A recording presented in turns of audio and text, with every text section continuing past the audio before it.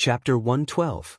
Talents come forth in large numbers. Reddit nodded and asked, "What about the emissary called Raphael?" Aristotle smiled.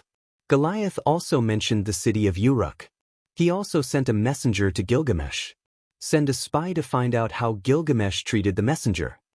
When Raphael arrived at the Cape States, he sent a secret letter to the city lord, but there was no reply.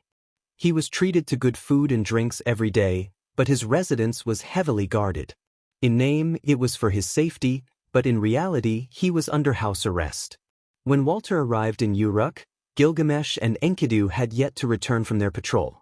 He waited in the inn for a few days. The two brothers who were usually in charge of receiving him were Abel and Cain. Both of them were nobles who had fallen from grace. When they were young, they had undergone a ritual to awaken their power. It was said that they had been practicing magic in the farmstead and had recently become advanced mages. Gilgamesh had praised them and promoted them to senior priests of the Uruk shrine. The governor praised them for their perseverance and willpower. Although their ancestral property had declined, they did not give up hope and hard work. Without any guidance or help, they practiced magic on their own and reached the intermediate level, which was enough to make many people feel ashamed. Promoting and putting these two brothers in an important position was also an example to encourage more talents to emerge in the city. The high priests of the Uruk shrine were also the high priests of the Uruk army. Lord Gilgamesh had recently been recruiting talents and strengthening the army. It seemed that he was preparing for war. In times of peace, it was always good to be prepared. However, the people of the city were rather puzzled. With the lord of the city and Lord Enkidu around, who would dare to invade Uruk city? Abel and Cain repeatedly asked Walter why he had come, but Walter only told them that Saya and Uruk had not been in contact for 2 years due to the flood. Therefore, Lord Goliath had sent a messenger to greet them, but he did not say much else. When Gilgamesh returned to the city, he summoned Walter. After reading the letter, he also did not say a word. He called Enkidu over and directly handed the letter to his most trusted brother. Enkidu read the letter and frowned. Goliath is really brave. He actually made such a suggestion. To be honest, I admire him. Gilgamesh laughed. There are not many people in the world that you admire. Goliath is indeed not simple, but I cannot answer his suggestion. My brother, what do you think we should do? Enkidu. I heard that the messenger, Walter, is a disciple of Goliath and is also the high priest of Saya. He does not know what kind of letter he has sent. Let's call him over and let him take a look at the letter. From the attitude of a student, he might be able to see what kind of person his teacher is. Gilgamesh ordered his men to invite Walter over. After exchanging some pleasantries, he dismissed all the servants, leaving only the 3 of them in the room. Gilgamesh smiled and asked, "Sir Warrit, did you know the contents of the letter you sent me?" Walter shook his head and said, "My teacher, Sir Goliath, only wanted me to deliver the letter and let you open it. He did not tell me the contents." Enkidu handed the letter over. "You've traveled thousands of miles through the desert and experienced many dangers just to deliver this letter. It's a pity that you don't know the contents of this letter. Take a good look." Walter shook his head again and said, "My teacher instructed me not to open the letter. There's no need to be curious." Gilgamesh, you didn't open the letter. Didn't you want my reply? I'll discuss the reply with you. Did Sir Goliath say that you are not allowed to discuss this letter with me? Warret said, "Not really." Enkidu, then take a look.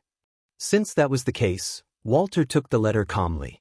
As he read, his expression became more and more solemn. Gilgamesh's slender eyes narrowed as he stared at him and said, "Sir Messenger, you sent such a letter.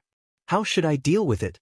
In order to show my loyalty to the kingdom, should I send you along with this letter to the king of Babylon?" Walter raised his head and said, "I'm just a messenger. I don't know the contents of the letter. But now that I've seen it, I won't avoid the contents of the letter. My teacher has no intention of becoming enemies with you. He not only sees the gods, but also foresees an impending conflict and war. Whether it's the will of the gods or the greed of the people, my teacher wants to do his best to prevent a tragedy. This is something I respect. I understand his thoughts, and I await your reply." Gilgamesh nodded approvingly and said, "Aren't you afraid at all?" Walter smiled bitterly and said, "I'm very surprised and worried. But fear is useless because the letter has already been delivered. My lords, you are the revered heroes of the continent. You even dared to kill the gods.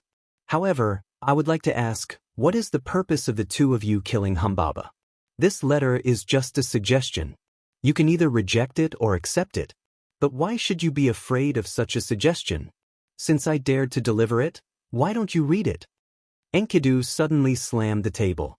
The table sank several inches deep into the stone tiles.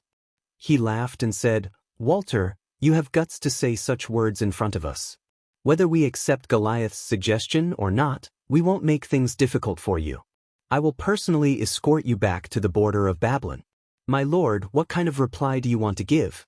We don't want to make things difficult for this messenger." Gilgamesh said, "I understand. Please tell Lord Goliath the truth." He thought for a moment and asked curiously, "Lord Walter, I heard that you are a 6th-level mage, is that right?" Walter nodded and replied, "Yes. When I came here, I was a 6th-level mage." Gilgamesh sighed with emotion. The age of strife is also the age of heroes. Recently, there have been many talented people on the continent. I heard that the holy guardian of the Temple of Isis is the youngest supreme mage in the world. And in the Hittite kingdom, there is also a mage named Gekate who has just become a supreme mage. I didn't expect that the Hittite kingdom would also have a new supreme mage. Judging from his tone, Walter was sure that he would become a supreme mage. Walter wanted to say something but hesitated. He looked thoughtful but did not deny anything. Following Aristotle's advice, Roddick sent a spy to Uruk to inquire about the other messenger, Walter. The spy then returned to the Cape States to report. It had been more than a month. Gilgamesh did not make things difficult for Walter. Enkidu even personally sent Walter to the border. When Roddick heard the news, he also prepared to send Raphael back to his homeland. When Lord Julian heard that Saya had sent a messenger, he specially summoned Raphael and asked him about the situation after the flood. Raphael was very polite and answered as detailed as possible. Except for the secret letter that he himself had not read, he told the truth. Some time ago, Julian went to the capital of Igut and returned to Uruk to summon Walter. Then he went to Roddick for a secret discussion.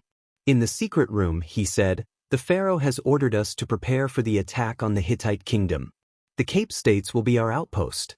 In the next 6 months, there will be a continuous flow of war supplies to the Cape States through various means.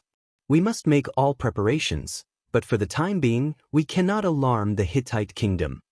Roddick sighed inwardly. What he had been worrying about was finally happening. He could not hide even if he wanted to. On the surface, he pretended to be puzzled and asked, "Why is the Cape States the base for the attack on the Hittite kingdom? It seems more convenient to go out to sea from the Nile River and directly land on land." Julian explained, 1 year later, the land route from the Cape States to Saya will be restored. The pharaoh naturally has his reasons for choosing this route. 2 years later, the area around the original town of Duk will become 1,000 miles of fertile land. That will be the new rich territory of the central part of the continent. The goal of the Pharaoh kingdom is to make the Hittite kingdom forever and thoroughly submit to him. Only by occupying that territory can he intimidate the entire continent and establish a great achievement for the empire. Although Goliath's letter had already predicted this, but it was confirmed by Julian. Roddick was still shocked. He frowned and asked, "Is this true?" Julian answered affirmatively, "Of course it is true. The elders of the Igut Academy of Magic have collectively made a prophecy. It is confirmed without a doubt. There was also an oracle in the shrine. Although the kingdom of Hittite had built shrines to Horus in various places, they did not lead their people to sincerely offer sacrifices. This kind of disrespectful behavior towards the gods was unforgivable. Therefore, this war is not only a war for the empire, it is also a war to protect the dignity of the king of Horus." Roddick's brows furrowed even deeper. "Approximately when?" Julian said in a low voice, "This matter is still a top secret at the moment. Only the two of us are qualified to know. A war between nations required a lot of preparation. The mobilization of resources and troops could not be hidden from the eyes and ears of the spies, but it was better to delay the enemy's detection. Saya suddenly sent an emissary. I saw him today. I'm afraid that he sent someone at this time to test the waters. It is indeed a wise move by the lord of the city to keep him under house arrest. Roddick smiled bitterly, but I can't always keep this emissary in the inn. I was waiting for you to come back to discuss it. Arya smiled and said, That's easy. Give him the best hospitality, give him the most expensive gifts, choose beautiful women to serve him well, and order people to take him on a tour around the city. Let him see a peaceful and tranquil scene. Then send someone to escort him across the desert back to his country. This way, the emissary will have nothing to say. In the name of escorting the emissary, we will also send a messenger with guards to visit and see the situation there. Raphael stayed in the Cape States for 2 months. Roddick's original hospitality was already very good, but after Lord Julian returned, everything became even better. He was simply a VIP among VIPs. Raphael was a great noble of the Hittite kingdom. He could go deep into the dangerous wilderness alone, but he was equally at ease with the wine and wealth of the world. It's not like he hadn't seen it before. 2 months of almost no travel was just what Raphael wanted. He was very tired from crossing the Saya Desert. This kind of fatigue was different from ordinary fatigue. As a mage, his magic was almost exhausted and his recovery was particularly slow. He was not sure that he could cross the dangerous Saya Desert again in a short period of time and return safely. So he decided to take a good rest. 2 months later, Roddick came to apologize to Raphael again, explaining that Supreme Mage Julian was not in the city for some time and was very busy with various things, so he neglected the emissary. During this time, he invited Raphael to travel around the city, see the customs of the foreign countries, and enjoy to his heart's content. If there was anything he liked or wanted, he could ask for it. After many days of fun in the Cape States, Raphael's magic was completely restored, but his strength continued to grow slowly. He was surprised and happy, but he did not say anything. Since the other party was so enthusiastic, he would enjoy it. He also asked to go out of the city and visit the mountains and countryside of the foreign countries. After this trip, almost a month had passed. At that time, when Raphael finally said goodbye and returned home, Roddick sent an emissary with a guard to visit him. This trip would be through dangerous deserts and swamps, and for the sake of safety, he could not let the noble Lord Raphael travel alone. As for Roddick's reply to the secret letter, there was no reply. Not to mention what the cities were busy with, was also busy recently. He led the savages out of the mountains and moved to a new home. There were more than 600 men, women, and children in Link's tribe. They also had a lot of daily necessities to bring. Large livestock were slaughtered for dry rations, and young animals were taken away to be raised. Such a team walking in the mountains was really dragging a family with them. When and Madanzo came, it only took them 5 days, but when they returned, it took them a full month, which exhausted Link. The mountain road was not easy to walk, but for the savages who had lived in the mountains since childhood, it was not a problem. They just had to carry a lot of things. The worst thing was that many roads were cut off, and there were many dammed lakes along the way. When they left the mountains, there were several areas of swamps that were completely impassable. At this time, the advantage of Elmar and the 4 Ironbacks could be seen. They could carry heavy things across the water and swamps, especially in the muddy swamps. They were much more useful than carriages and boats. I gave the magical bone to Link and let him drive the invisible ship across the lakes and swamps to transport his people. The invisible space on the ship was very large, but it was quite difficult for Link to transport too many people at once. All the clansmen and livestock had to go back and forth several times to transport them all. On the water, the invisible ship did not encounter much resistance, but in the swamps, it was quite difficult to carry a ship full of people. I did not move, and Madanzo just watched the fun with a smirk on his face. Link had almost exhausted his magic power. When he reached the town of Duk, he was really exhausted. He lay there and rested for several days without moving. Madanzo ordered his people to set up a temporary camp and made arrangements for the future.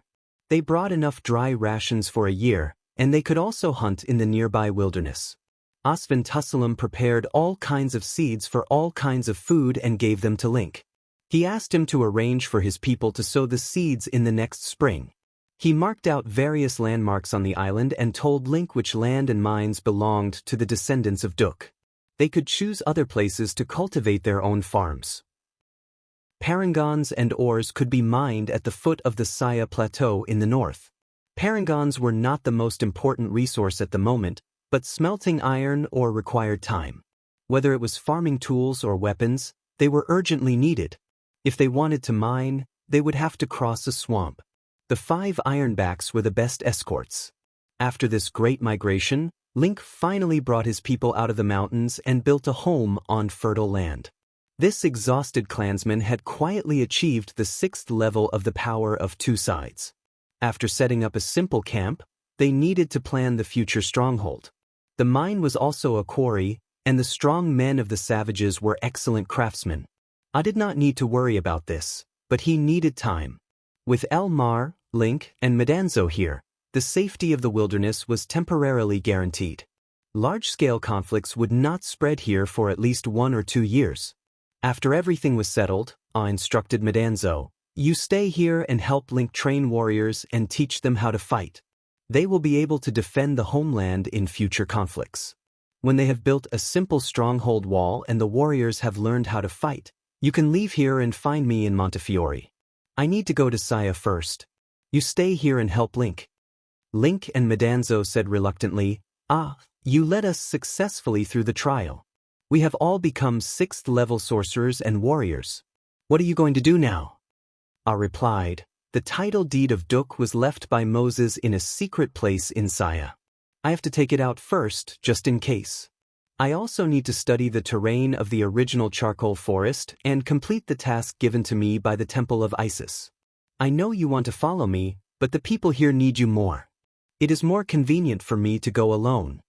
The Ironback King Elmar carried us through a large swamp and came to the edge of the charcoal forest. I said to Elmar, "You should go back too. This swamp can't stop me. But the people live on a huge island surrounded by mud. They need your help to get in and out. You should practice your strength well. Don't learn from those monsters and make trouble out of nothing. Protect this homeland." Elmar turned back reluctantly. I carried Schrödinger in his big leather bag and continued westward. The charcoal forest had completely changed. There were still strange black shrubs growing on the high rocks, but the lower parts had been submerged by mud and stagnant water. It was a swamp in the forest. Even a boat could not pass through, let alone on foot. But the charcoal forest could not stop the footsteps of the supreme sorcerers and supreme warriors. Some of the passages in the strange rocks were very narrow. I did not use the invisible boat and walked on foot with his staff. The muddy swamp and water were like solid ground under his feet. He walked with ease and calmness. Chapter 113. Unexpectedly, Murin appeared in the charcoal marsh. Amon bowed and asked, "Goddess, are you waiting for me here?" This was the first time he met her since escaping from the underworld. Murin smiled like a flower. "Don't call me goddess. My name is Yunama. Have you forgotten?" Amon was not stubborn. He stood up and said, "Yunamna, are you waiting for me here?" Yunamna smiled sweetly. "Amon, you really surprised me. When I sent people to the underworld to rescue you, I heard that you had escaped by yourself. My hero, can you tell me how you did it?" Amon took out a scroll out of thin air. "It was because of this that the gatekeeper of the underworld made way for me. I had 2 other scrolls at the time, the information annihilation and the space turbulence. I used them both and luckily escaped from the underworld." Yunamna covered her mouth with her hand in surprise. "Tiamat's wrath is a relic of Nero? No wonder that coward didn't dare to block your way. In your staff, there is a spatial artifact, Ventusself. You hid the scroll in it and brought it into the underworld? How clever!" Amon nodded. "Yes, this branch is my staff. You saw it on the Euphrates River. The parangons inlaid in it are indeed a spatial artifact." Inanna reached out and took Amon's iron staff. She caressed it and said in a slightly admiring tone, "What an exquisite staff.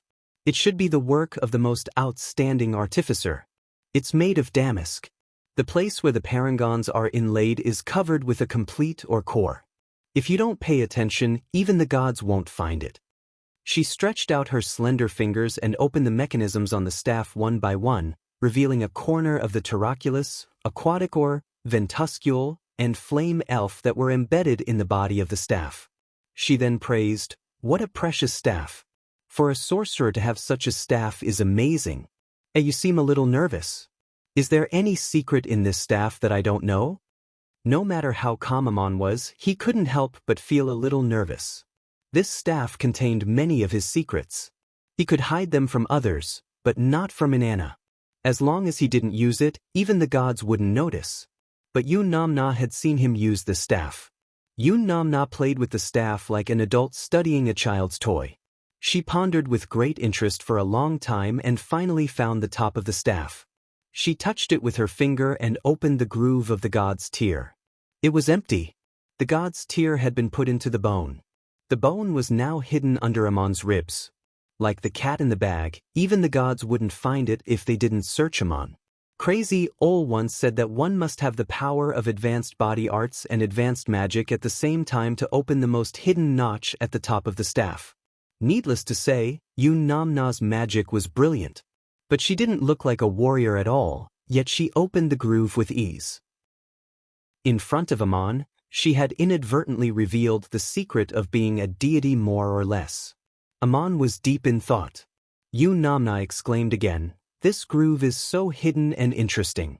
I haven't found it even though I've been with you for so long. Is it to be inlaid with the god's tear? The maker of this staff is very ambitious. There's more information in the turriculus. Amon, can I have a look?" Amon smiled bitterly. "If you really want to see it, can I refuse? Besides, you've already seen it. Why ask me?" Yun was a god. When he saw the information in the turriculus, he read it in an instant. This was the magic of supreme message magic. As he spoke, Amon felt lucky. When he became a supreme sorcerer, he had read Crazy Ol's last message in the turriculus. Crazy Ol's message was as follows: "My child, this is my last message to you.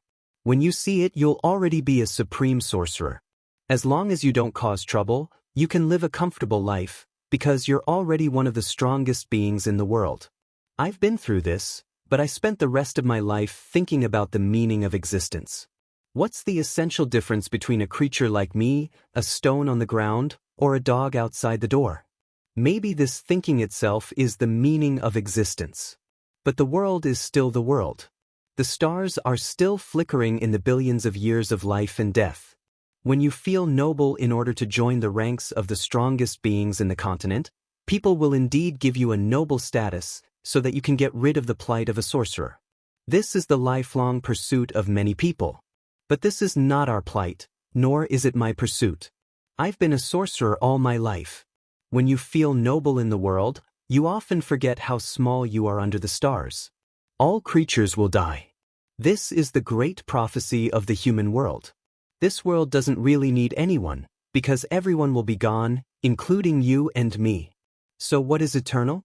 When I think, I seem to see the gods laughing. When I no longer exist, does the world exist for me? What's the meaning of the gods? Whether the laughing gods exist or not, whether they're idealistic or not, for me, the gods are dead. But Amon, you're still alive. I hope you can prove an answer, but I don't want you to become another bear. When you become a supreme sorcerer, you'll have unprecedented power. This power melts into your body and mind as if you were born with it. But one day you may face a dilemma. Is everything you have you? If so, who is the person who also has everything? Why are you? If you lose everything, will you also lose yourself? This is my last hint to you. I'm sorry I can't teach you more. Good luck, my child. Nietzsche's last message was a series of questions and thoughts, without any specific training. When Amon read it, the message disappeared automatically. There were only 2 permanent magic messages left in the turriculus.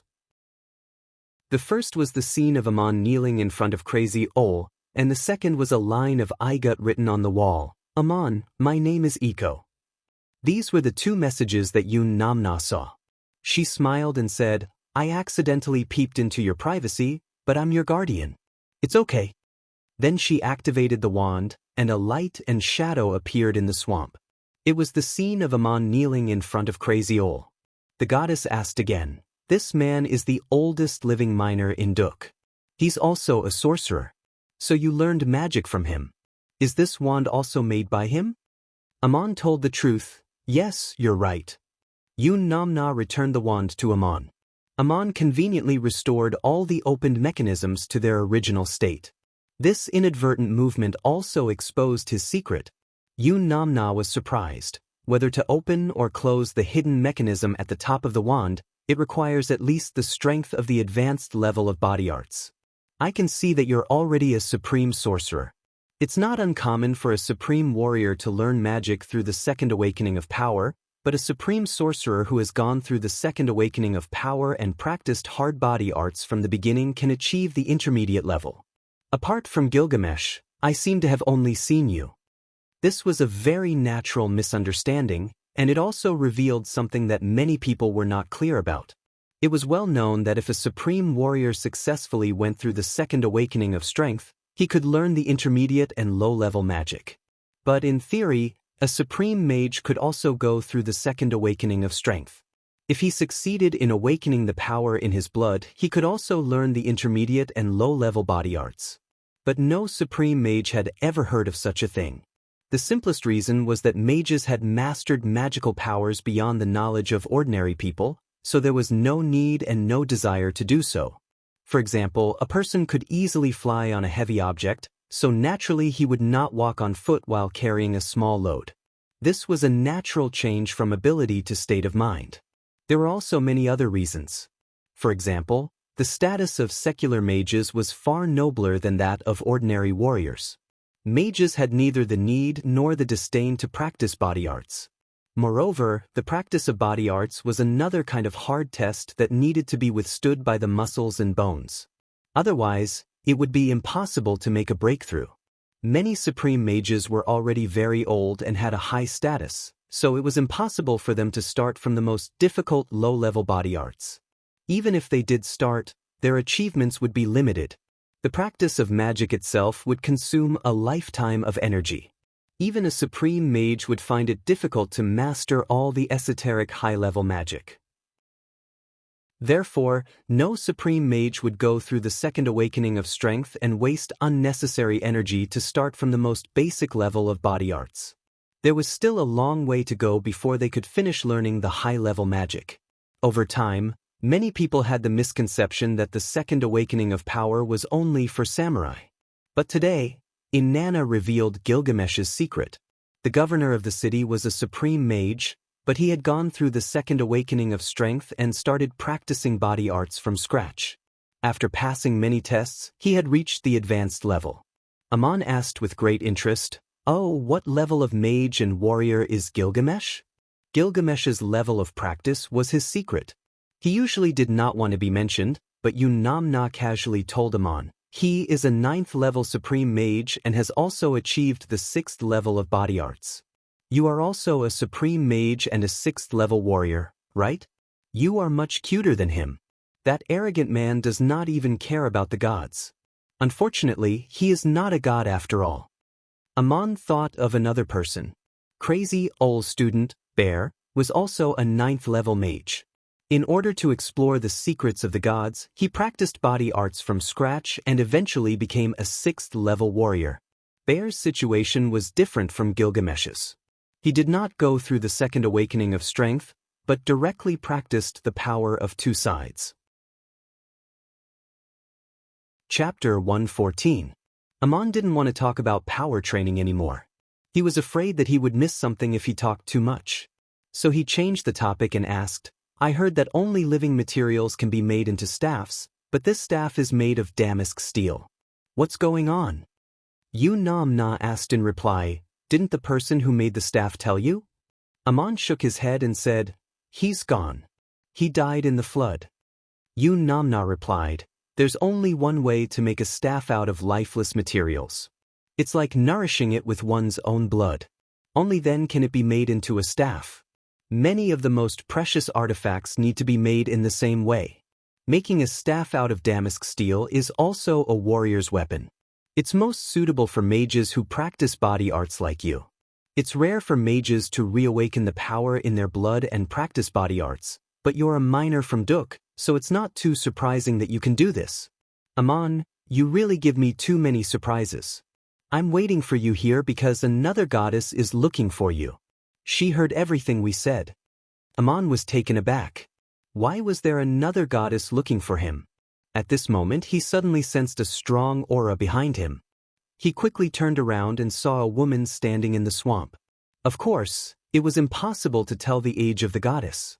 She looked to be in her 20s, dressed in a light white dress, and her feet were bare but not stained by the mud. She appeared on the path that Amon walked on, and Amon didn't notice her at all. The goddess looked extremely beautiful. Her facial features, figure, and skin were almost flawless. Her dress was very well-fitting, as if it was a natural part of her body. There wasn't even a trace of it being cut. She wore a wreath of twigs on her head, and on the twigs, there were 5 white roses with pink stamens. The goddess, however, had a look of resentment in her eyes. She glanced at Amon and said to Inanna, "Murin, did you send Dums to the underworld just to exchange for this mortal from Kella?" Namna did not reply. Instead, she turned to Amon and said, "Let me introduce you. This is Goddess Peloponnes. She thought that I sent my ex-husband Dums to the underworld in exchange for you. She wanted to save Dums, so she came to find you, intending to send you back to the underworld in exchange for Dums. I heard the news, so I specifically waited here. Amon, what do you think about this? Should I send you to the underworld in exchange for my ex-husband?" The queen of the underworld detained Amon and asked Namna to exchange for a man she loved. Amon knew about this, but he dared not expect Namna to really do so.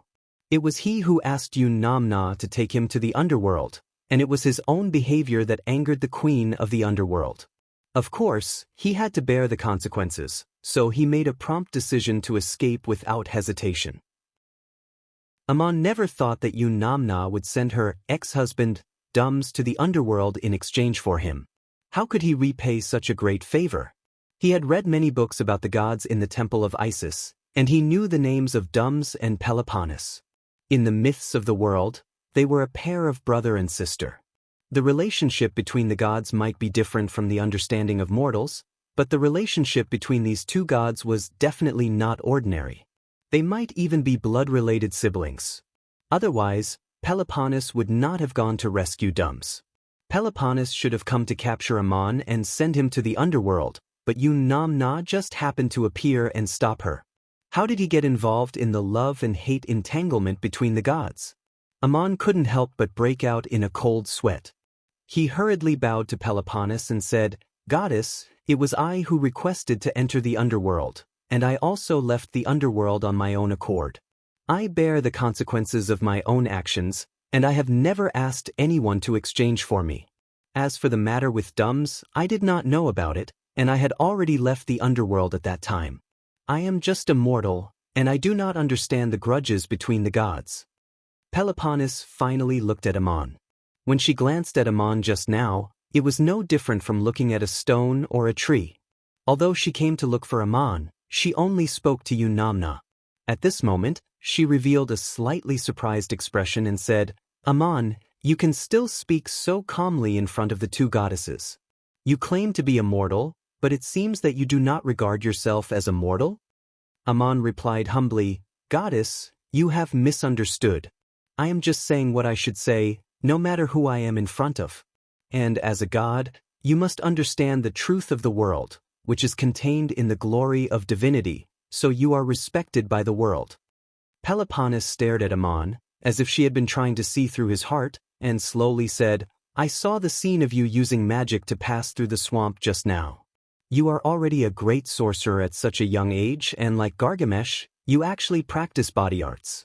With the ability to escape from the underworld, it is no wonder that Murin would like you. Although she can like any man, why would she send her husband to the underworld in exchange for you? There is no such reason in the world. It really doesn't make sense. It seems that the ballad Gilgamesh sang was not bad. Amon and Namna had not done anything yet, but this kind of trouble had already arisen. But he could not blame Yunamna for anything. He could only explain with a wry smile, "My escape from the underworld has nothing to do with Dums.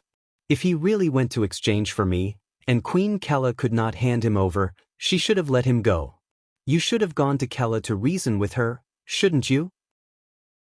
As for this matter, it is the first time I have heard of it. Yunamna, why did you do this?" Yunamna sneered and waved her sleeves. "See for yourselves." A mirage-like light and shadow appeared in midair, and Aman saw two people sitting in a gorgeous hall. A beautiful girl was standing in the middle of the hall, swaying and dancing. Her gauze-like blouse just happened to cover the highest part of her chest, and the tempting balls of her breasts were faintly discernible. Around her bare waist and abdomen was a gold chain with a teardrop-shaped pendant hanging from it. The pendant kept slapping against her raised buttocks, making a pleasant tinkling sound. There was a reclining chair in the front of the hall, and a man was half lying on it. He was holding a glass of wine in his hand and looking at the girl in front of him with great enjoyment. At this time, Yunamna suddenly shouted, "Shubra, Dums, what are you doing?" Then the girl knelt on the ground and explained with tears in her eyes, "It is your husband Dums who said that you went to the underworld, and your sister will not let you come back. He asked me to offer an erotic dance and serve him sincerely, and he will find a way to save you." After the light and shadow disappeared in midair, Peloponnes let out a sigh and said after a while, "Murin, Dums is your husband after all." Yunamna snorted coldly, "He was, but do you want such a husband? What's more, he married a deity, so he has to bear the punishment of betrayal." Peloponnes thought for a while and said, "You are the goddess of youth and love, so of course you always live in your so-called love. If you think that Dum's behavior is a betrayal that must be punished, it is not impossible, but what about yourself? You have also fallen in love with all kinds of men, why not punish yourself for your betrayal? Among the men you've loved before, my younger brother, the handsome Temuzid, and that mighty and majestic Lion King, who hasn't been hurt? Who can tolerate your love and heartlessness? What kind of punishment should you receive for the harm you have done to this love? Goddess of youth and love, if you cannot answer my question, you will lose the transcendent power bestowed by divinity." Did Yunamna have so many stories? Aman was also very curious as he waited for her to answer. Yunamna replied without changing her expression, "Anyone can choose to love or not to love. The people I have fallen in love with have never been true deities. Only my husband Dums has the possibility of becoming a deity, but he has never been able to understand the true path. Are they the ones who have been hurt? No, you are wrong. You should look at everything from the perspective of the world. Every time the person who has been hurt, it seems that it is the person I love. There is only one reason, because I am a powerful deity. If I were an ordinary woman in the mortal world, only possessing youth and beauty but not the power of a deity, what would happen to me? The person who has been hurt countless times can only be me. For example, your brother Dums, if I were not a deity or his wife, then I would be weeping in the dark underworld now, while he forced my maid to sacrifice herself to him in the name of saving me. His betrayal is not about love or not love, or who he fell in love with, but about forcing a woman who does not love him to give herself to him in the name of loving me. Goddess Peloponnes, why can't you have your own divine realm? It is because you can't fully understand why a deity is a deity. You think that you look at everything from the perspective of a deity, but you have not really understood the so-called source of divinity. The punishment I gave to Dums was the fate he gave me in his human nature choice. This long speech was a goddess answering another goddess's question, and it contained a lot of information about the deities. For example, Peloponnes said to Yunamna, "If you can't answer my question, you will lose the transcendental power bestowed by divinity." And Yunamna said to Peloponnes, "Why can't you have your own divine realm? It is because you can't fully understand why a deity is a deity." Aman seemed to understand something, but he could not fully understand it. Perhaps when he became a deity in the future, this information would be very important. In the face of Yunamna's sharp retort, Peloponnes's expression became more and more solemn. She also sneered and said, "Goddess of youth and love, your answer is not wrong, but the person you love is always reincarnating in a tragic fate, and this is not the glory that a deity should have. In this case, even if you have a divine realm, you will never be able to truly integrate it, unless this curse can be broken. You Numna, this is my business, I have been looking for it, you don't have to worry about it. Peloponnes, I don't want to worry about you, I just want to save Dums. Chapter 115. You Namna turned sideways and naturally and intimately took one of Amon's arms, just like when they used to stroll on the grasslands, half of her soft body pressed against him, and said with a smile, My Amon, if you have something to say, say it, I'm very willing to listen. Amon cleared his throat and said, What you said just now is very reasonable, although there are many parts one still don't understand, I understand. Murin has her own reasons for punishing Dums, and she has already done so. And Goddess Peloponnes, if you want to save Dums from the underworld, then you should go to the queen of the underworld, Kella. I don't know about this matter, and I escaped the underworld on my own. If you want to exchange me for Dums, it will only backfire, because Queen Kella's condition is to exchange someone like Dums for me. If I am not there, there is no way to exchange, and if I go, it will be nothing more than a second time escaping from the underworld and leaving Dums behind forever. Because I have already escaped, you can go to the underworld to find Queen Kella and persuade her to release Dums if she can't hand over Dums. I know that the queen of the underworld is very difficult to talk to, but things can always be discussed, you are both gods. It is best for Goddess Peloponnes to go by yourself. I can see that the relationship between Murin and her sister doesn't seem to be very good. You Namna smiled and said, Amon, you have made things very clear, and we two gods have gone off topic. But don't call me Murin, call me you Namna, didn't we agree? Amon smiled bitterly and said, When I call you goddess, I am more used to calling you Murin. Peloponnes looked at the intimacy between the two and was very displeased. She said lightly, Amon, your words are very reasonable, you actually have the guts to advise the gods what to do. Amon took you Namna and bowed slightly, I was just talking about my opinion on a matter, I did not ask the goddess to do anything. Peloponnes turned around and said, You two slowly make out, I will go to the underworld to find Kella. As she spoke, her figure slowly disappeared into the fog above the swamp. You Namna huffed and said in Amon's ear, She let us slowly make out, Peloponnes said this is an oracle. When she mentioned the word oracle, there was obviously a sense of ridicule, but her tone and movements were clearly full of desire and temptation, making Amon's ears and half of his body itch. Just then, Peloponnes, who had disappeared, suddenly appeared again, looked at Amon with a faint smile and said, Young mortal, I want to remind you that Murin has a fate that she cannot escape, whether you believe it or not. Look at the final fate of the men she loves. Not to mention others, a few years ago she pursued Gilgamesh but was rejected, I think you know why. But Enkidu took a fancy to her and has always wanted to pursue the goddess of youth and love. Think about what will happen to you when you face Enkidu. Thank you for your advice, so I give you this advice. After saying this, Peloponnes disappeared again. Amon could not help but feel a little tense. You Namna was indeed not easy to deal with. He did not do anything, but he had provoked the continent's #1 warrior, Enkidu, for no reason. He remembered the last time in the suburbs of Uruk, Enkidu had personally said that if they met again he might kill him, and his tone did not seem to be joking. You Namna keenly sensed the subtle changes in Amon. She released her hand and looked at him faintly and said, Amon, are you afraid of Enkidu? No matter how strong he is, how can he be a match for a god? I am your guardian. Amon shook his head and said, It's meaningless to talk about fear. I have even broken into the underworld, let alone a warrior. So what if I am not a match for him? It is his right to choose who he likes. There is no hatred between us, and I have no intention of provoking him. You Namna showed a pitiful look again and asked, Then are you afraid of me? Amon shook his head again, I have never been afraid of you. When we first met, I mistook you for a shepherdess. You took me to a strange town and gave me the best cake in the world. I just wanted to help you. You Namna laughed again, You mistook me for Princess Sicila and went to save me with so many people. In the end, you were all fooled by Princess Sicila. Amon also laughed. After that incident, I finally know who you are. I am also very grateful that you agreed to take me to the underworld to say goodbye to my father's soul. Since you've done it, I'll keep my promise and do my best to repay you.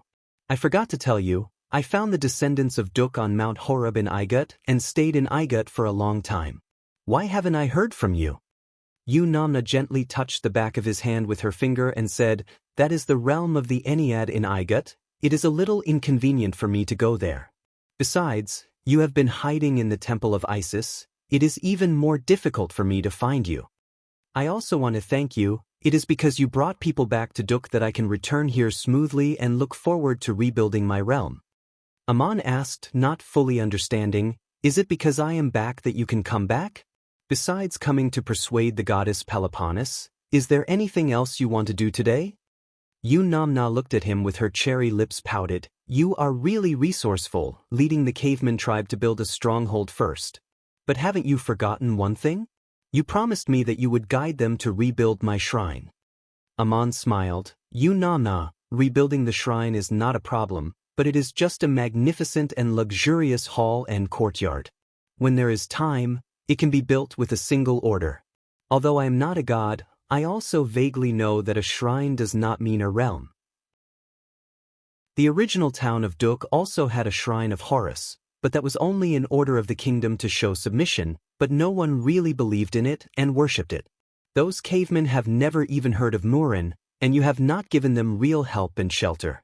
Even if I build a shrine, I am afraid they do not have faith from the heart, and do not understand the true spirit of divinity.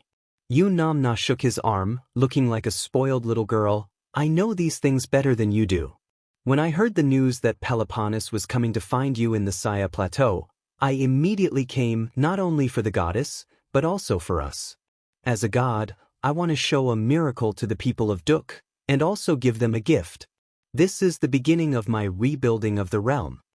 Amon asked in surprise, What miracle are you going to show, and what gift are you going to give to the cavemen? Namna replied, Wealth, magical and amazing wealth. The only relic in Duk is the foundation of my shrine, buried deep in the ground. There is a hidden cellar there, guarded by a magic array I personally set up. For hundreds of years, every high priest would receive my guidance on how to allow their souls to escape the imprisonment of Hades after they passed away. They will also put a batch of precious parangons in the most secret cellar, which can only be put in but not taken out. Mayor Dusty is an exception, so he does not know about it.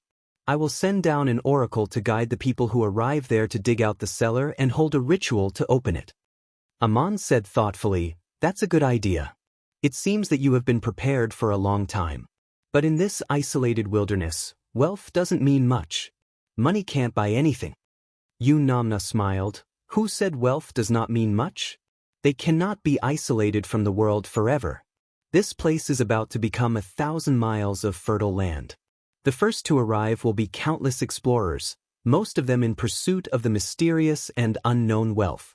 With such an amazing secret wealth in hand, they can hire wandering warriors, recruit craftsmen from all over the continent, and even have caravans send a steady stream of supplies. Otherwise, with the hard work of a few hundred people, when will they be able to build a magnificent city-state and kingdom?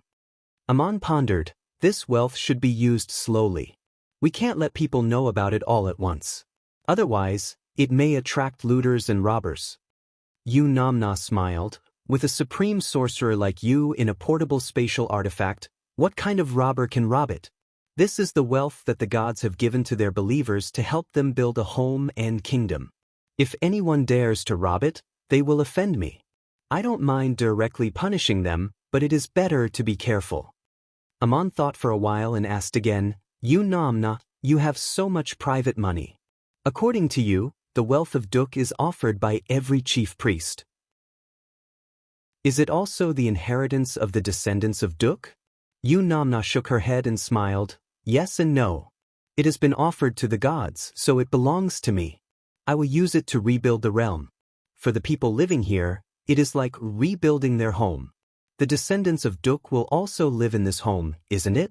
The wealth of the mortal world is both meaningless and meaningful to the gods.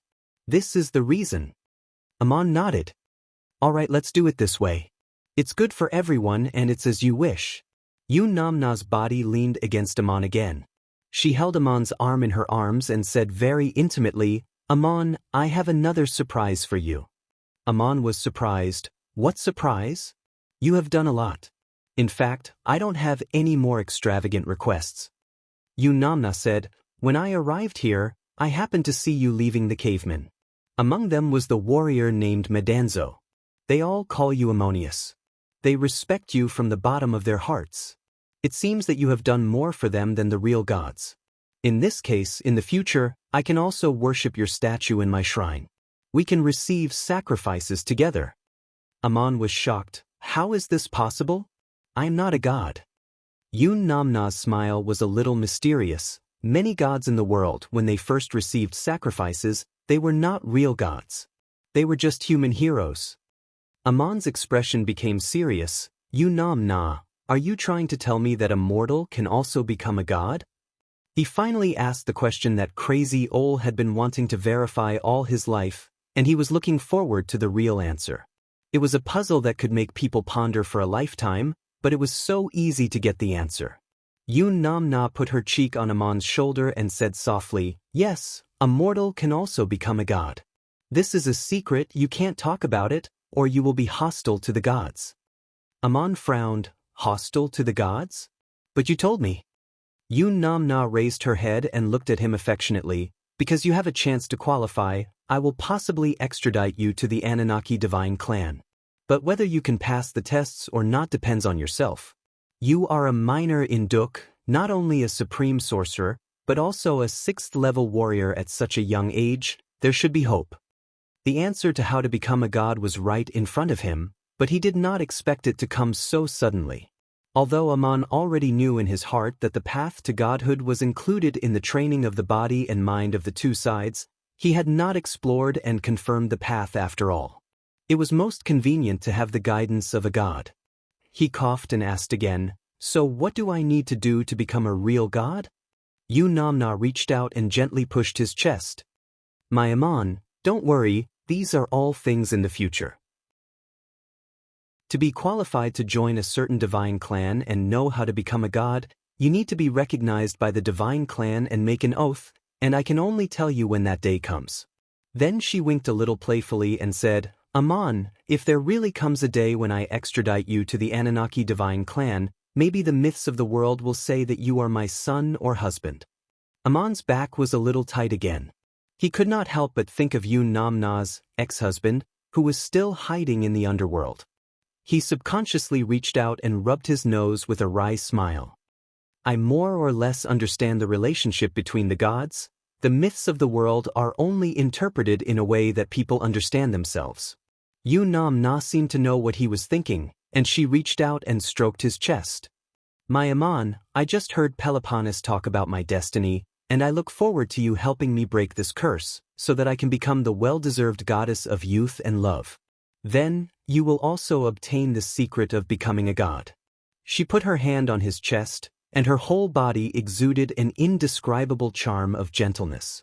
But for Aman, the real irresistible temptation in the world was not wealth and beauty, but the secret of becoming a god. This was the goal that he had been pursuing for a long time and the doubt that he was looking forward to solving. Aman grabbed Namna's hand, composed himself, and said softly, What do you want me to do? Namna murmured, You are already doing it. As long as you can help me rebuild this divine realm, you will be qualified to be introduced into the Anunnaki divine clan. At that time, you only need to make an oath to the gods, obtain the secret of becoming a god, and accept the sacrifices of the world with me in the shrine.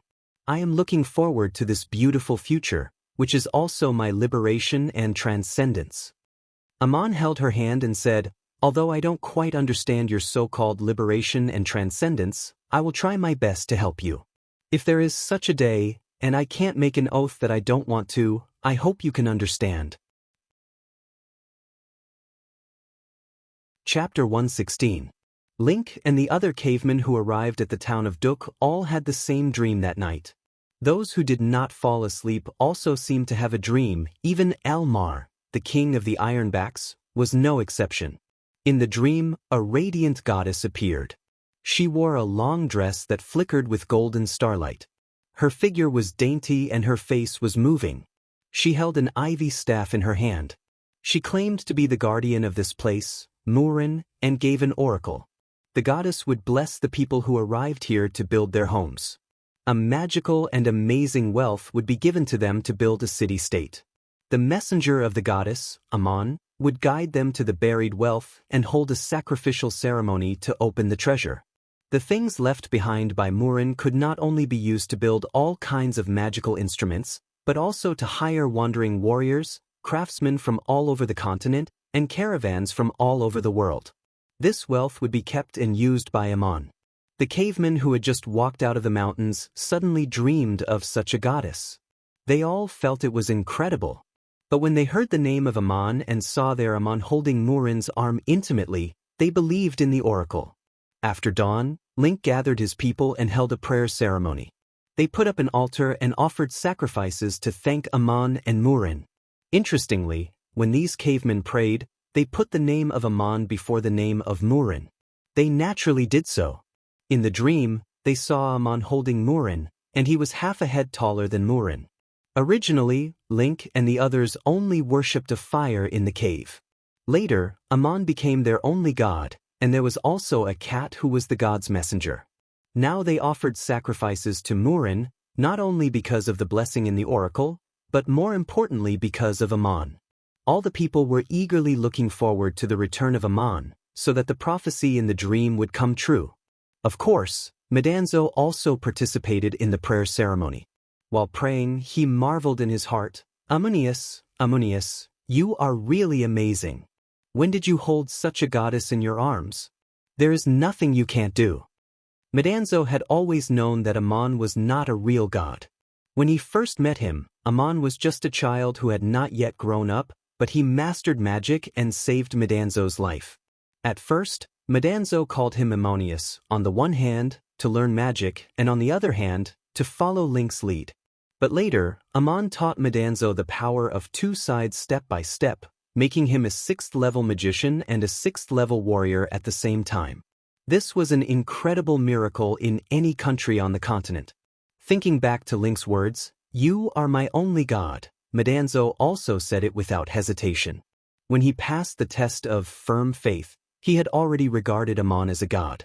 Who said that gods were statues in the temple and not living people? Medanzo would rather a real god like Amon, at least more real than the statues in the temple. Leaving Link and Medanzo's expectations aside, Amon carried his staff through the charcoal forest and finally saw the high wall of Saya in the distance.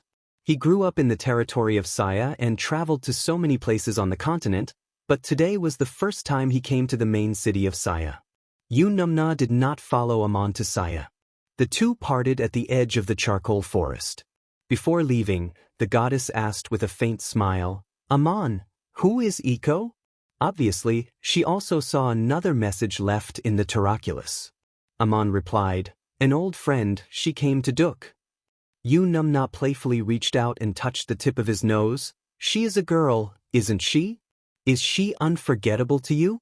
The youth and life of mortals will eventually pass away, and any moment of forgetfulness is a treasure of remembrance. I will keep this message for you, maybe one day you will erase it yourself. Let me tell you a secret, Peloponnes laughed that the men I fell in love with all had no good ending, just because I fell in love with him. Whether she loved me or not, she was wrong." Amon did not want to talk about this topic, but he had to ask, what did she do wrong? Yunamna, mortals all have birth, old age, sickness, and death. In the eyes of a god, of course, there is no good ending. What is the curse that haunts me? I have been thinking about it. Is it because the man I fell in love with cannot live forever, or does he need to have no regrets in his life? When walking into Saya, Amon was also thinking about this question. Did the amorous Yunamna really fall in love with him? Not necessarily. She had feelings for him, and she definitely wanted to use and seduce him, but Amon did not dislike it. Yunamna helped him and did not harm him. Even when he fell into the underworld, It was his own choice. As for guiding the descendants of Duk back to their homeland, it was also Amon's own wish. Maybe Numna was just solving a puzzle. It seemed that gods also had their own troubles. The security of Saya was not strict. Without any interrogation, Amon easily entered the city. Located on the southeast edge of the Hittite Empire, Saya was originally an important border town and an important production area of fine iron and parangons. But since the flood cut off the land transportation with the neighboring countries, Saya had been peaceful for the past few years. People seemed to be leisurely and lazy. Amon came to Saya for two purposes. One was to retrieve the title deed of Duk, and the other was to see Goliath. When Moses was forced to leave, the title deed of Duk was still hidden somewhere in the city. He did not tell the envoy of the temple of Isis, Amon, but he told the Allah, who appeared as a god. In Crazy Ol's message, he specifically mentioned Goliath. He hoped that Amon must see Goliath when he had the chance, and he was very sure that even if Goliath did not help him, he would not make things difficult for him. Now Amon knew that when he was sent to Duk to avoid an impending disaster, it was also Goliath who privately instructed Mayor Dusty to do so. A supreme mage went all the way to Duk for the sake of a small miner. This was not a small favor. When he came to Saya, he found out that the situation was not what it used to be. No matter who mentioned Goliath, there was a look of reverence on their face. If anyone said anything disrespectful to Lord Goliath, they might be beaten. Goliath was now a 9th-level supreme mage, but he still stayed in the city as the chief priest. In Saya, his status was equivalent to that of a god without a title. A word from Goliath might be more effective in Saya than the Oracle of Enril, but the people here would not cross the line and call Goliath a god. In recent years, Goliath had hardly shown up. It was said that he only concentrated on practicing magic in the shrine. The affairs of the city were handled by Governor Shawamo, his disciples Walter and Raphael, the 3 high priests, and various officials. There were not many things to do here. People lived and worked in peace and contentment. It was not easy to see Goliath, and Amon's identity was sensitive. The Hittite kingdom had ordered him to be beheaded and sent an emissary from the capital, but this order was not carried out in the end because he had been sent by Duk to carry out another decree. Now that he was back, there were still some things that had to be dealt with. Under the name of Allah, Amon met Goliath's disciples Walter and Raphael in the desert. The 2 high priests had warmly invited him to visit Saya. If he wanted to see Goliath, he could go through this channel. Amon also heard something else that slightly surprised him. Walter had returned from Uruk. Before he left, he was a 6th-level mage. When he came back, he had advanced to the 7th level. The people of the city were overjoyed. They thought it was the glory of the city and a symbol of the god's blessing. They admired Walter's teacher, Goliath, even more. It seemed that there was more than one young genius on the continent. Amon had just become a supreme sorcerer, and Walter had also achieved the 7th level. Before that, the adoratress of the temple of Isis, Maria, had become a supreme mage. Hearing that Raphael had not yet returned from his visit to the Cape States, Amon was not in a hurry to find Walter. He first went to get the title deed. The title deed of Duk was hidden in a place that everyone could see but no one would think of. It was in the manor that Mayor Dusty bought. Amon also bought a manor in Montefiore. There was a private shrine in the backyard, originally dedicated to Horus, but he replaced the statue with the goddess Batet.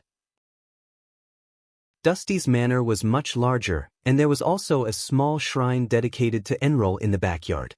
After Moses and the others left, this luxurious manor was occupied by a group of vagrants in the vicinity, and every courtyard was occupied by people.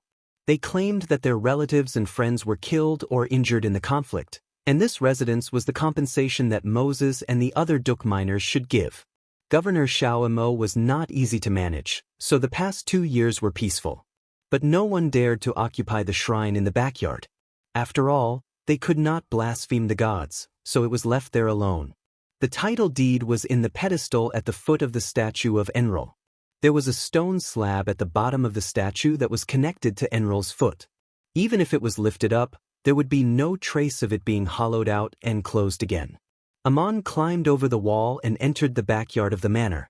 He was already a supreme warrior and a supreme sorcerer. He was agile and good at hiding his tracks, so it was impossible for people to find him. He carried his staff and quietly went to the shrine. No one had been here for a long time. The altar was empty. There were neither offerings nor lamps. The statue of Enrol stood quietly in the darkness. Aman stretched out his staff and pointed at the statue. The life-sized statue floated in the air. He mumbled an incantation and a square crack appeared at the base of the statue. A stone slab floated down with a pile of things on it. It turned out that there was a hole in the base. Aman waved his hand and put the pile of things into the ventuculum. He pressed his staff down, and the statue fell down and returned to its original state. Hidden in the base of the statue were all the title deed of Duk, a special parangan and 20 gold coins. This should be the work of Mayor Dusty. He was really thoughtful. Even if this place was demolished, people would not dare to destroy the statue of Enrol. Instead, they would move the statue elsewhere so that the things hidden inside would not be discovered. Only Moses knew this secret. In addition to the title deed, there was also money. The parangan was the most precious of the special parangons, the ventuculum. It was worth 500 ordinary parangons, which was a huge fortune. As for the other 20 gold coins, it was even more thoughtful. The ventuculum could not be easily exchanged for cash, and the gold coins could be easily exchanged for pocket money in the market. Even if the descendants fell, they could live comfortably for the rest of their lives with this inheritance. Aman had been to many shrines, but the feeling was different. In some shrines, the solemn statues seemed to have a mysterious life, watching the people kneeling in worship. It was interesting to say that in order to make Schrödinger happy, Aman erected a statue of the cat goddess Batet in his manor. The feeling was the strongest there. The statue seemed to be alive, and one could vaguely feel a kind of gaze when walking in. However, there was no such feeling in this temple. The statue of the great god Enlil was just a cold stone. Aman took the things and turned to walk out of the shrine. At the threshold, he suddenly turned back and said something as if he was talking to himself. Enrol, great god, your eyes do not look here. The people of Duk offered the last of their wealth at your feet in an attempt to get protection, but were forced to go far away to be enslaved by a foreign country. Today I come to take it, and it will no longer belong to you. This is not a betrayal, but your choice to give up on Enrol. We have nothing more to ask of you. I take the inheritance of Duk and bid you farewell. When Aman said these words, he did not know the cause of the great flood that destroyed Duk, nor did he know that crazy, Ol died in the challenge to Enrol. The only person in the world who knew this secret was Goliath, whom he wanted to see. When Aman entered the manor to take the title deed of Duk, in a secret room in the shrine of Saya Enrol, Goliath was watching a piece of information recorded by Walter. It was the scene of Walter and Aman's encounter with the Scorpion King in the desert. There was a paragraph that Goliath watched over and over again, and he was silent for a long time. The voices of the Scorpion King and Aman sounded over and over again. If I break the oath, I will never be a true god. If I break the oath, I will always be a lowly human in your eyes. After a long time, Walter asked carefully, My dear teacher, why are you not speaking? On behalf of Saya, I made a covenant and oath with the Scorpion King. Did I do something wrong? Did I go against your teachings? Goliath shook his head and said, No, you did the right thing. This covenant should be announced to all the people of the city in the form of a decree to avoid unnecessary casualties in the desert in the future. I was just thinking about the oath made by the Scorpion King and that young man is not simple. You have become a supreme mage, and I am afraid his achievements are no less than yours. Chapter 117. Goliath suddenly sighed. Walter, you are the first of my students to become a supreme mage, and your future achievements are likely to be above mine. I have one thing to tell you. If this person becomes your friend, and one day I am gone, you and Raphael must not neglect or despise him. Walter said in surprise, Why do you say such a thing, master? You are already a 9th-level supreme mage, and your great power gives you a vigorous life, far longer than the average person. In my mind, you are like a god. Goliath sighed again. Gilgamesh showed you that letter, and you also know my wish, which is almost impossible to realize. I just want to try my best. Even if we are long gone after thousands of years, perhaps this wish will still not be realized in the world, but after all, someone has tried. This is the meaning of my existence. Do you understand? Walter's expression became solemn. Master wants to build a new city-state on the thousands of miles of fertile land, jointly governed by the surrounding countries, coexisting in harmony regardless of race or faith. I am afraid that even the gods will not support this. But I understand why you are doing this. You have foreseen the never-ending disaster of blood and fire, and even if you cannot stop it, you want to do your best. As long as Master wants it, I will fully support it. This is also my wish. Goliath said solemnly, "From the moment I achieved the 9th level, I made this vow, knowing in my heart that it will not be realized, but I can dedicate my life to it. As for you and Raphael, there may be another secret waiting for you to reveal. Even I do not know the answer. The young man named Allah is becoming more and more familiar to me. If he comes to Saya as a guest, you must bring him to see me." Ammon did not know that Goliath had recognized him and was waiting to meet him, and after putting away the title deed, he still lived in the city-state. This time he did not find an inn, but spent a lot of money to buy a courtyard in the name of Allah, as a place to stay in Saya in the future. In the future, he might have to travel back and forth between cities, so it would be more convenient to have his own residence. After settling in, Ammon wandered around Saya to familiarize himself with the place. On this day, when he was near the south gate, he saw many people gathering on the main road leading to the city gate. They all had excited expressions on their faces, as if they were waiting for something. After asking around, it turned out that High Priest Raphael had returned from his trip. Raphael did not alarm anyone when he left, but when he came back, it was very grand. The Cape States even sent envoys and guards to escort him, giving the high priest the highest level of courtesy. Ammon was looking for Raphael, so he stood in the crowd to watch the show. The guards at the gate lined up neatly to welcome them. Raphael's carriage was the first to enter the city, followed by soldiers from Cape States in bright armor. In order to show courtesy, other than knives and axes, all other weapons were put away. Raphael's eyesight was very good. He sat in the carriage with the hood up and waved at the welcoming people with a smile. When he turned his head, he happened to meet Ammon's eyes. He immediately revealed a look of surprise and nodded at him, then quietly gave a few instructions to an attendant next to the carriage. At this moment, Ammon had a very uncomfortable feeling. It was a feeling of resentment and fear, coming from a carriage behind. That carriage was the carriage of the envoy from Cape States. The curtains were down, so he could not see who was sitting inside, but Ammon was sure that there was someone in the carriage staring at him from the corner of the curtains, full of hostility. Ammon wanted to avoid and quickly disappear from the crowd. However, Raphael's attendant had already left the convoy and walked over. He parted the crowd and greeted him, hello. Lord Raphael sent me to pay his respects to you." The crowd automatically parted to make an empty space for Ammon. Everyone looked at him with respect.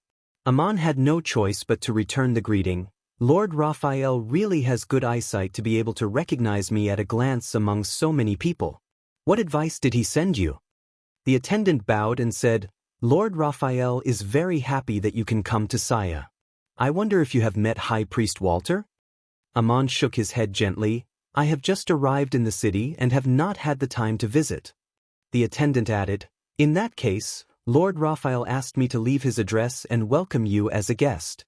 He also asked where you live in Saya. He wants to visit you personally. If you don't have a place to stay, let me arrange it for you. As they spoke, the convoy had gone far away. Raphael saw Ammon as soon as he entered the city. He was going to the official office with the envoy from the Cape States, so it was inconvenient for him to stop. He specially sent an attendant to greet him to Ammon. Ammon thought for a while and left his address in Saya. There was nothing to keep secret. The hostile eyes in the second carriage attracted Ammon's attention, but he was now a supreme mage and a supreme warrior. He was also alone, so he was not afraid of anything. Even if there was trouble that he could not deal with, he could always get away in this densely populated city. Moreover, he originally wanted to see Goliath, so Raphael took the initiative to look for him. When the convoy went far away, Faol Judah quietly put down a corner of the curtain and fell into contemplation with a gloomy face. He was the envoy who paid a return visit to the Cape States this time, and he had two tasks here.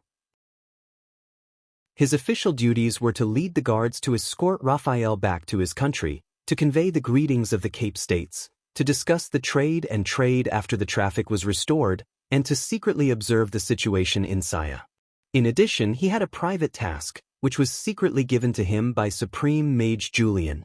If there were two people in the Cape States who hated Ammon the most, it would be Julian and Judas. The reason why Judas hated Ammon was very simple. He had embezzled the money that Roddick rewarded to Ammon, and his actions in Duk also indirectly framed Ammon.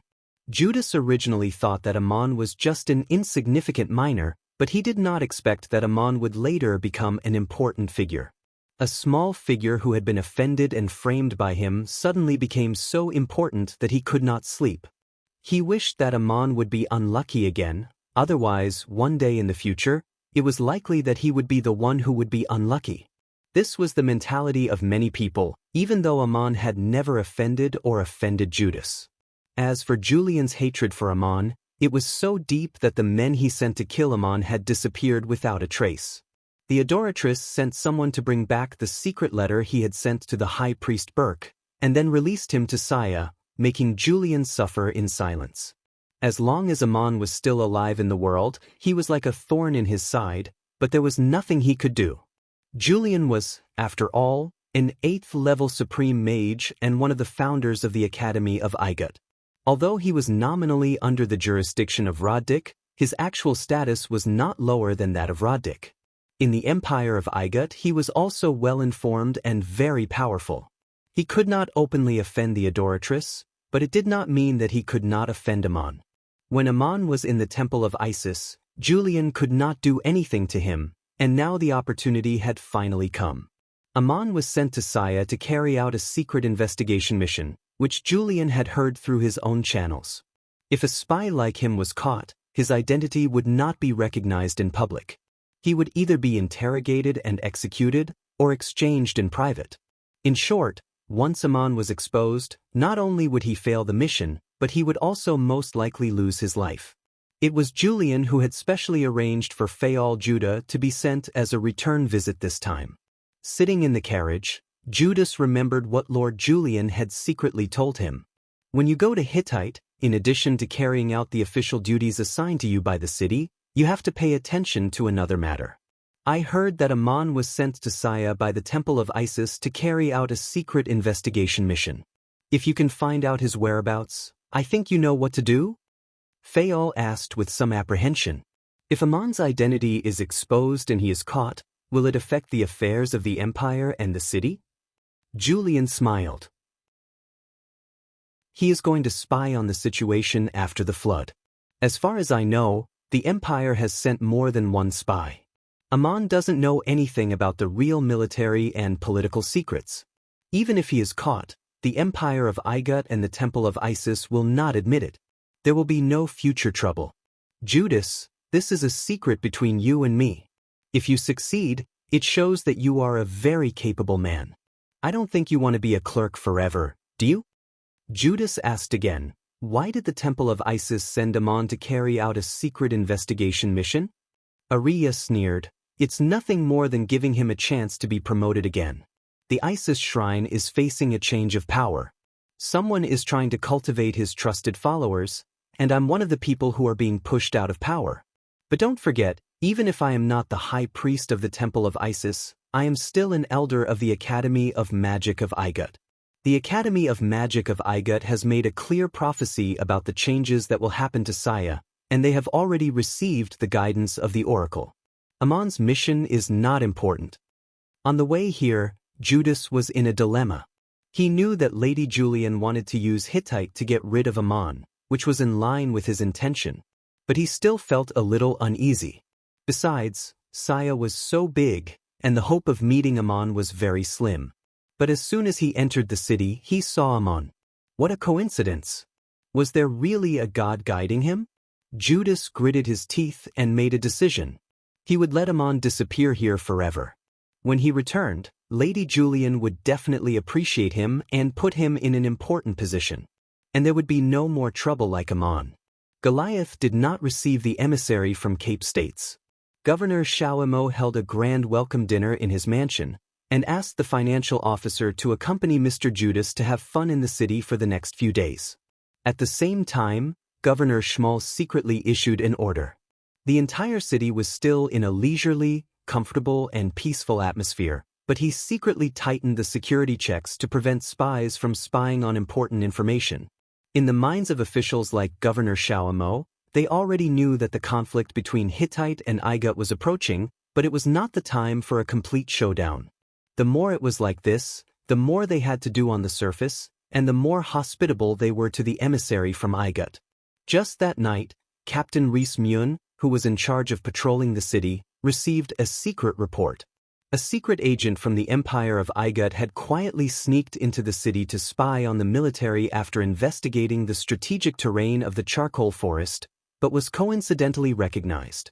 The report also included the address of the secret agent.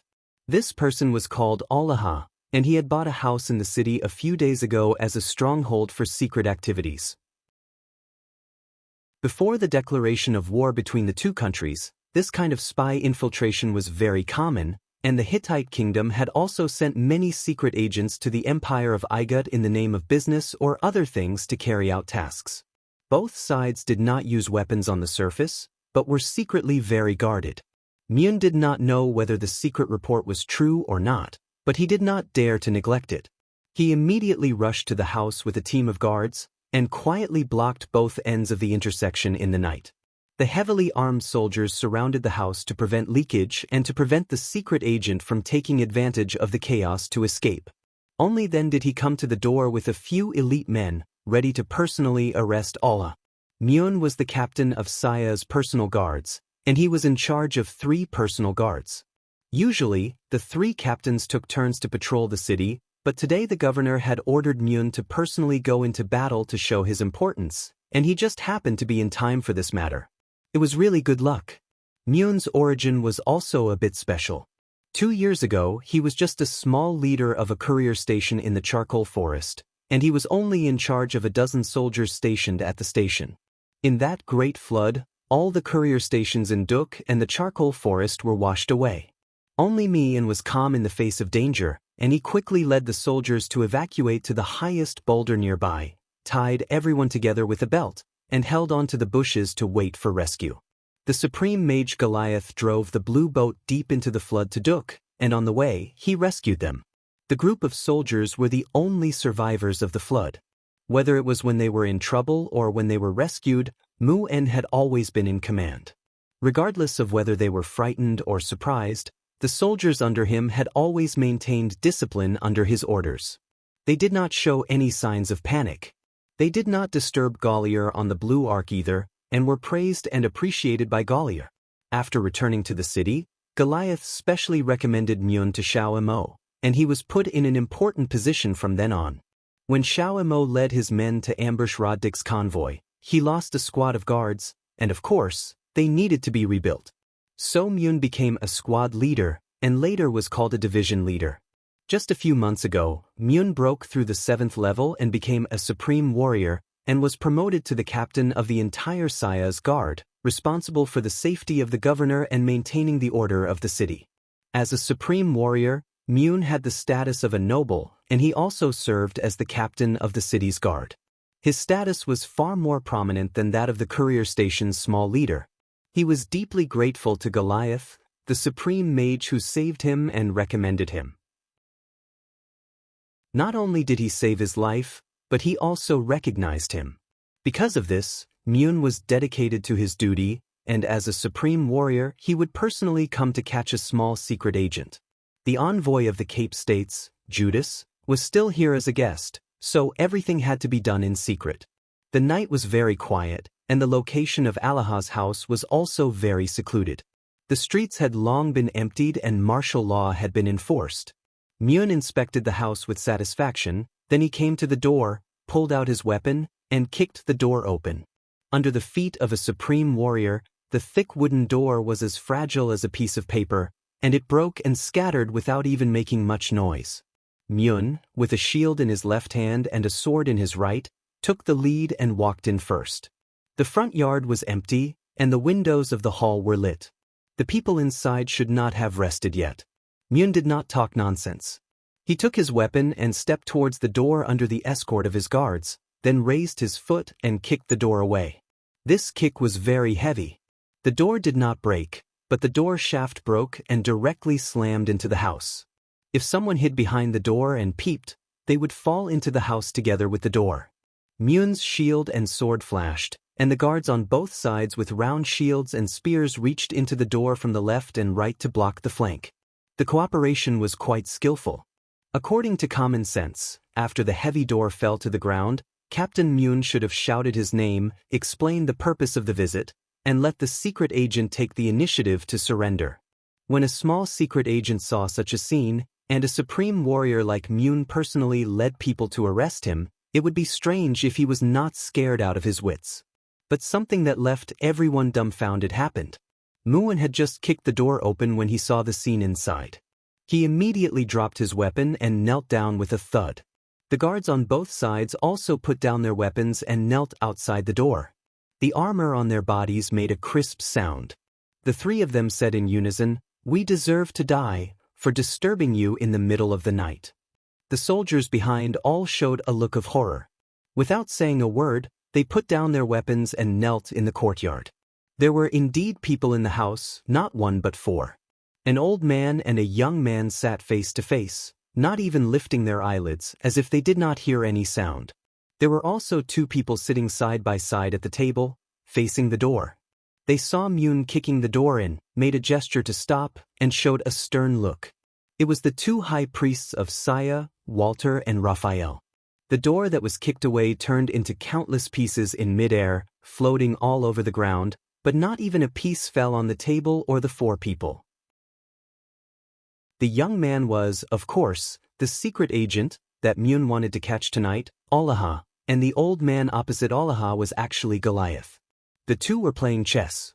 What they were playing was an ancient game called beast fighting chess. This game used various beast-shaped chess pieces to replace different soldiers. They were arranged into formations on a large chessboard to restrain and kill each other. It was very complicated to calculate, and only a few people could understand it. The rules of these two people were even more peculiar. There was no chessboard or chess pieces at all. Instead, the light and shadow of the military beast chess appeared in the void on the table. The chessboard changed into a battle between beasts, and it was a demonstration of the chess game. Chapter 118. The minds of the two players seemed to be completely immersed in the game of chess.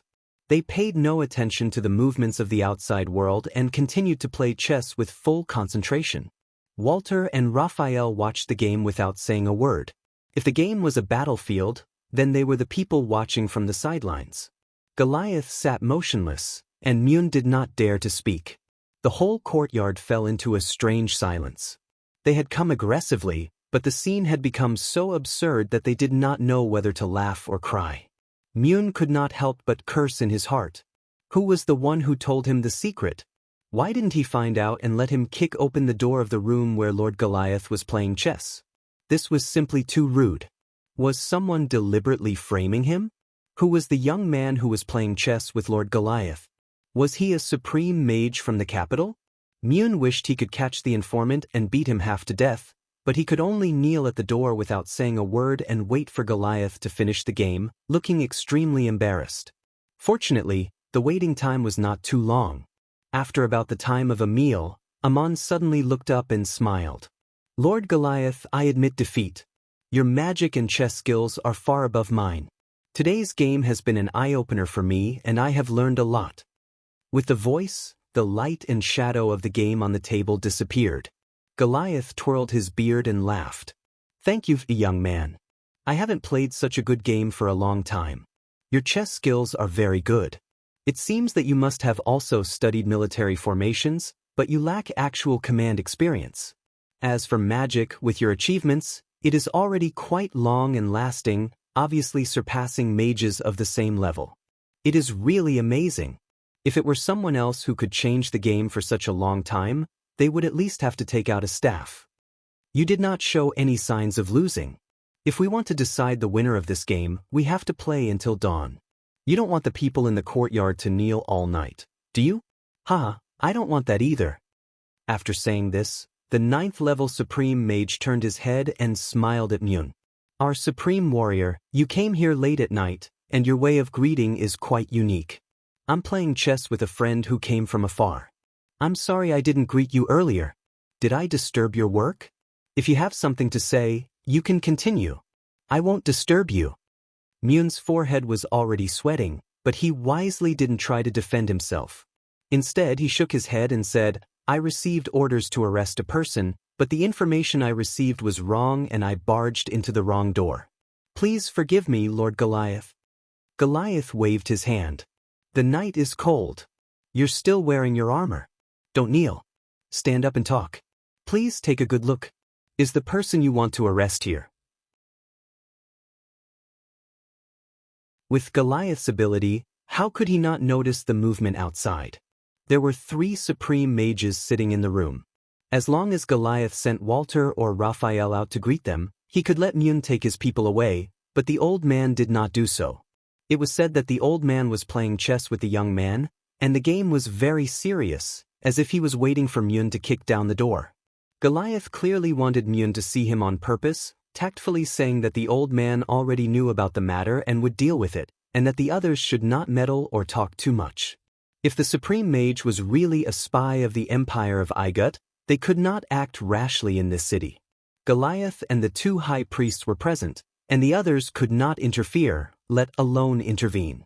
If the Supreme Mage was not a spy of the Empire of Igut, the consequences of this misunderstanding would be very serious, so it was better to pretend not to know.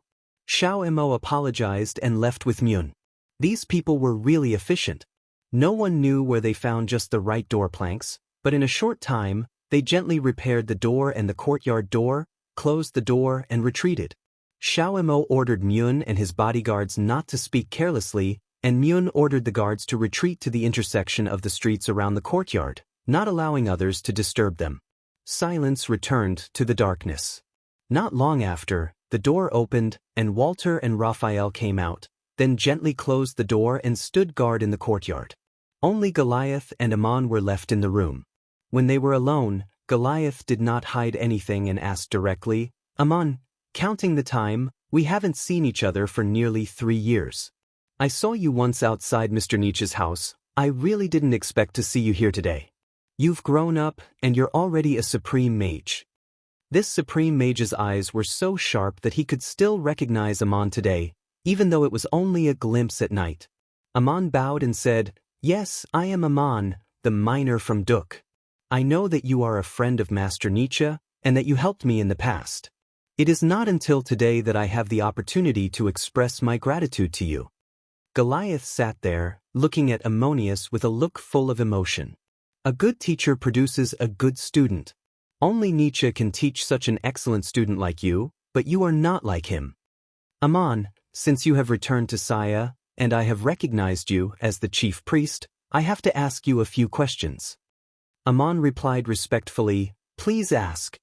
Goliath thought for a moment and then said, I have heard about what happened to you in Igut. You returned Nero's relics in Cape States, later became an honorary warrior of the Temple of Isis, and made a meritorious deed at the blessing ceremony. These are all your own experiences, but you left Duk to carry out the decree of the Empire of Hittite, so the first thing I want to ask you is, have you completed your mission? It seemed that the 2 countries really did a lot of infiltration work between each other. Goliath even heard about Amon's deeds. Amon smiled bitterly. Your Excellency, my mission has been completed. According to the official announcement of the Empire of Igut, the evil Archmage Bear was destroyed 34 years ago, and Troni, the adoratress of the Temple of Isis, made a holy sacrifice for him. Perhaps it was an oversight, but this announcement was not sent to the Hittite kingdom. Goliath nodded. In that case, your mission has been completed, and the town of Duk is no longer there. The Hittite kingdom should not pursue the case of the miner named Ammon. Let me ask you again, are you a secret agent of the Empire of Igut? Ammon did not deny anything. He told the truth. I don't know what you mean by secret agent. I did accept the mission from the Temple of Isis to investigate the terrain of the desert and swamp after the flood. The reason why the adoratress sent me to carry out this mission is that I have long told her that I want to go back to my hometown. Goliath smiled. The desert, lakes, swamps and grasslands are there. Anyone who wants to see it can see it. As for what it will become in the future, I think the leaders of all the kingdoms already know, so it doesn't matter whether you see it or not. But this time you came to Saya, is it to spy on the military intelligence? Ammon shook his head. No, I only came here for two purposes. The first is to see the manor left by Mayor Dusty. It should have belonged to Moses, but it was occupied by a group of scoundrels. So I bought this manor to settle down. The second is to see you, Lord Goliath. Mr. Nietzsche once told me that if there is a chance, I must see you. You may have something to tell me. Goliath was startled. He changed the topic and continued to ask, since you are not here to spy on the military intelligence, someone told me that you are a secret agent sent by the Empire of Igut, trying to harm the Hittite kingdom and Saya. What do you think? Ammon replied frankly, I was forced to leave my hometown. After many twists and turns, it was the Temple of Isis who took me in. The Hittite kingdom is subservient to the Empire of Igut, at least for now. I only asked to go back to my hometown to see what it has become. The Temple of Isis asked me to report what I saw. If you think this is a violation of the laws of the Hittite kingdom, feel free to deal with it according to the law. Goliath thought for a moment and smiled bitterly. Most of the conspiracies in the world are afraid to be exposed. Since you said so, it really is not a violation of any laws, at least until the Hittite kingdom and the Empire of Igut publicly break off. Ammon, do you know why I let those people break in and see you with me? Ammon did not answer and asked in return, please enlighten me. Goliath, after playing that game with you, I know very well that they can't catch you at all. Once they make a move, it will only cause casualties to the innocent people around. An outstanding 7th-level mage like you won't give up so easily. Ammon said very modestly, but in front of you, I have no chance to escape at all. It is very easy for you to take me down. Goliath suddenly blinked and said, is that so? Even the Scorpion King does not dare to attack you easily. You must have something to rely on. It is said that Nero made a Tiamat's wrath in his later years, and you are the one who obtained his relics, right? Let's not talk about the legend. You did not violate the laws of the Hittite kingdom and completed the task of that year. I just came to see the younger generation of an old friend and played a game of chess with you. Ammon did not say anything more. He knelt there and bowed again. Thank you. Goliath sighed and shook his head gently. You don't have to thank me. In fact, I did not really help you, whether at the beginning or now. If there is a possibility that we will meet on the battlefield in the future, I will not be polite or merciful. Ammon, you have given me enough help. Why do you say that? Goliath, because we are in different positions, I know more and more things than you know, that's all. Let's not talk too much about official business. There is one thing I want to thank you for, you rescued my 2 students in the desert. But I have a question in my heart, and I ask you to answer it. As he spoke, the Supreme Mage waved his hand, and another ball of light appeared in the room. It was the scene of Ammon and the Scorpion King swearing an oath to each other. The two said respectively, if I violate the oath, I will never become a true god. And, if I violate the oath, I will always be a lowly human in your eyes. He waved his hand again, and the light disappeared. Goliath showed a thoughtful look and asked, the oath between you and the Scorpion King is very profound. What kind of secret does it contain? The Supreme Mage spoke too directly. Ammon did not want to lie but did not know how to answer. While he was hesitating, he heard Goliath say again, you don't have to answer in a hurry. Before making such a request, I also want to show you another secret. I have buried this secret in my heart for a long time, not even to my closest relatives. Finally, I have waited for you. Goliath stretched out his left hand and shook it gently, and a staff appeared out of thin air. He wore a ring on the middle finger of his left hand. It seemed to be a spatial artifact similar to the one left by Nero, and the staff was hidden in it. With the appearance of the staff, the tables and chairs in the room and the four walls seemed to become transparent and gradually disappeared, and Amon felt that he had come to another world. Information magic could show traces of light and shadow, which was not unusual for Amon, but Goliath's brilliant magic directly brought Amon into a scene from a long time ago, as if he was there. The flood was a turbid ocean. The sky was covered in dark clouds that were as dark as ink, and it was raining cats and dogs. Flashes of lightning streaked across the dark sky, bringing with them a deafening sound that made people not know where they were. A ball of lightning fell, stirring up a spiral of bright marks in the water. At this moment, a voice shouted angrily, "God, you have finally appeared in the world. I have waited for too long." A figure separated the waves and flew straight into the sky. It was crazy Ol Nietzsche, his messy hair and beard fluttering in the air, the staff in his hand emitting thousands of golden ribbons of light. His eyes were wide open, looking for the god behind the dark clouds and lightning, cursing loudly and waving his staff as if to poke a hole in the sky, exuding suffocating madness. The god in the clouds finally appeared. Nietzsche threw his staff in the air, and it burst into a ball of golden light like the most dazzling sun. He launched the strongest attack of his life, and laughed wildly, telling the god not to dodge or be afraid. Then countless thick lightning gathered from all directions, and heaven and earth shook. Nietzsche also turned into a ball of dazzling light and immediately disappeared. This part of the scene disappeared, but Goliath's magic was not over yet. In a flash, he was in a tall and majestic shrine. Goliath was kneeling in front of the statue of Enlil, praying, when he suddenly heard the voice of the god. It was the flood that destroyed Duk. The heavy rain brought the flood, the warm and humid wind from the sea mixed with the air currents of the Saya Plateau, causing the heavy rain. It was my divine power that made the air currents of the plateau spiral. It was my anger that guided the lightning in the clouds. Amon also heard the cry of Goliath in his soul, "But what about Duk? No one survived the flood." Enlil replied, "The flood is my blessing to Saya. I will hear the cheers of the people, and my shrine will be flooded with grateful believers. You will understand all this soon. As for Duk, do you want to ask me why I did not save them from the flood? Why should I save them?" Then a piece of information was imprinted in Amon's mind. It was the various things that happened in his hometown after he left Duk. Many children died, a series of tragedies, people prayed to Murin, but at the same time, they violated the oracle of the patron. Then he heard Enlil's voice again, "Priest, do you see? They have betrayed the oracle of the patron, and there is no reason for Murin to stay there, so I will bless the land again. The flood is my blessing, but people can't just ask to enjoy the blessings of the gods. I don't need to save the sinful people from the flood."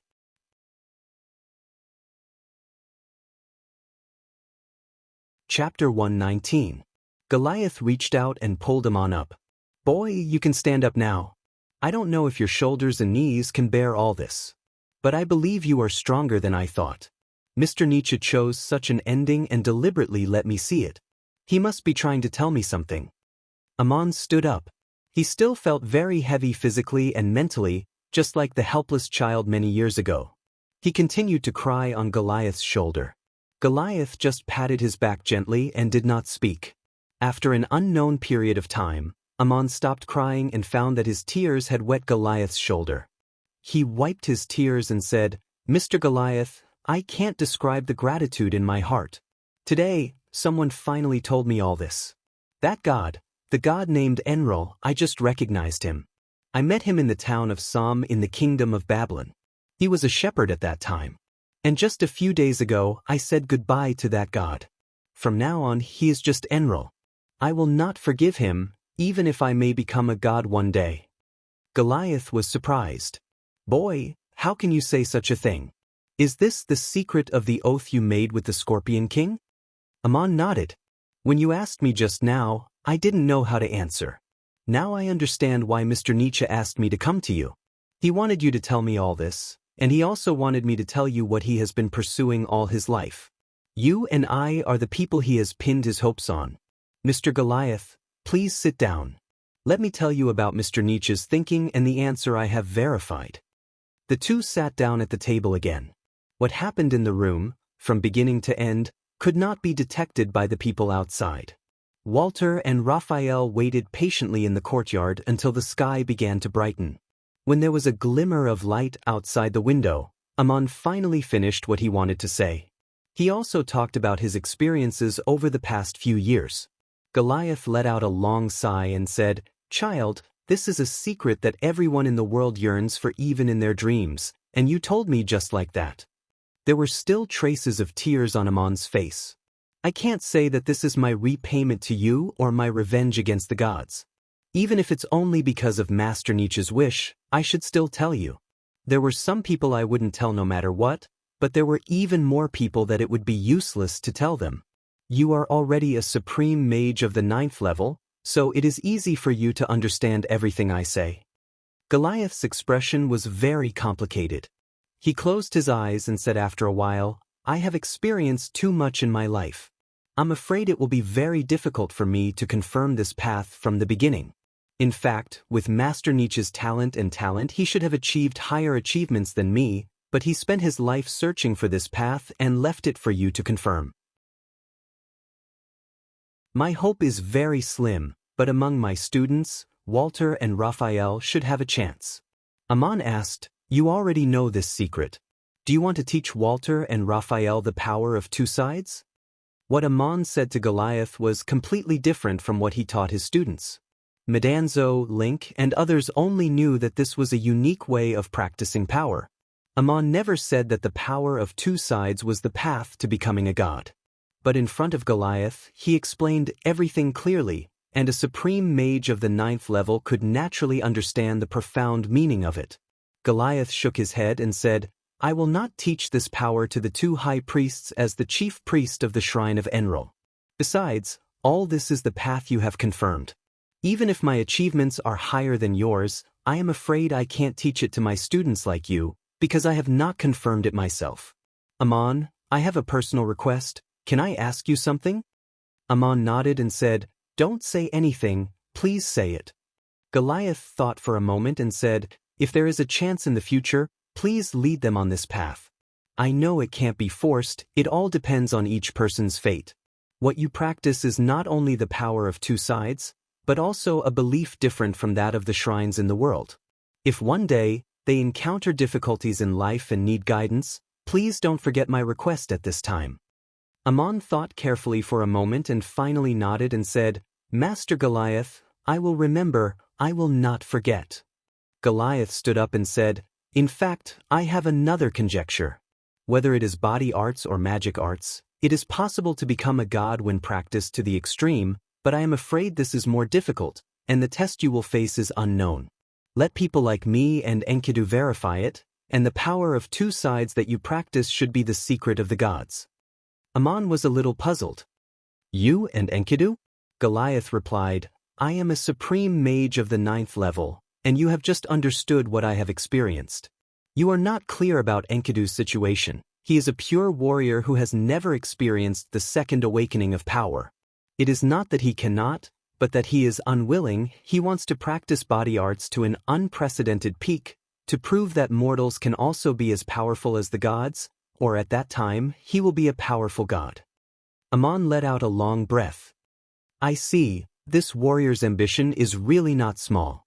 Before leaving, Goliath said again, "You want to guide the descendants of Duk back to their hometown, and you have led the caveman tribe to build a home in the swamp.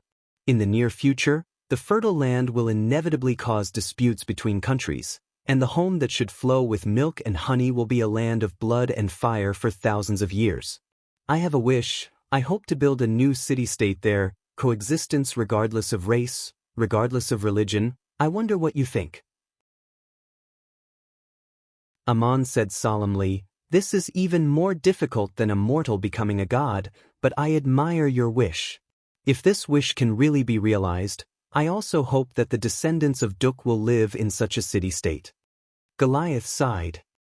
"Although the hope is slim, at least someone has tried. This is what I am thinking. It can be foreseen that there will also be disputes between the gods, and people will drive their own desires in the name of the gods. Aman, do you know who betrayed you this time? Why did the guards break in when I was visiting? Aman thought for a moment and asked, Who is the messenger sent by the Cape States this time? I met a convoy at the south gate and sensed a hostile gaze. Goliath, you mean Faal Judah? Then please wait a day before you leave Saya, I will give you something. After saying this, he was about to go out when he heard something fall on the table with a thud, startling the 9th-level Supreme Mage. Looking back, it was a cat falling from the roof beam. It was Schrödinger.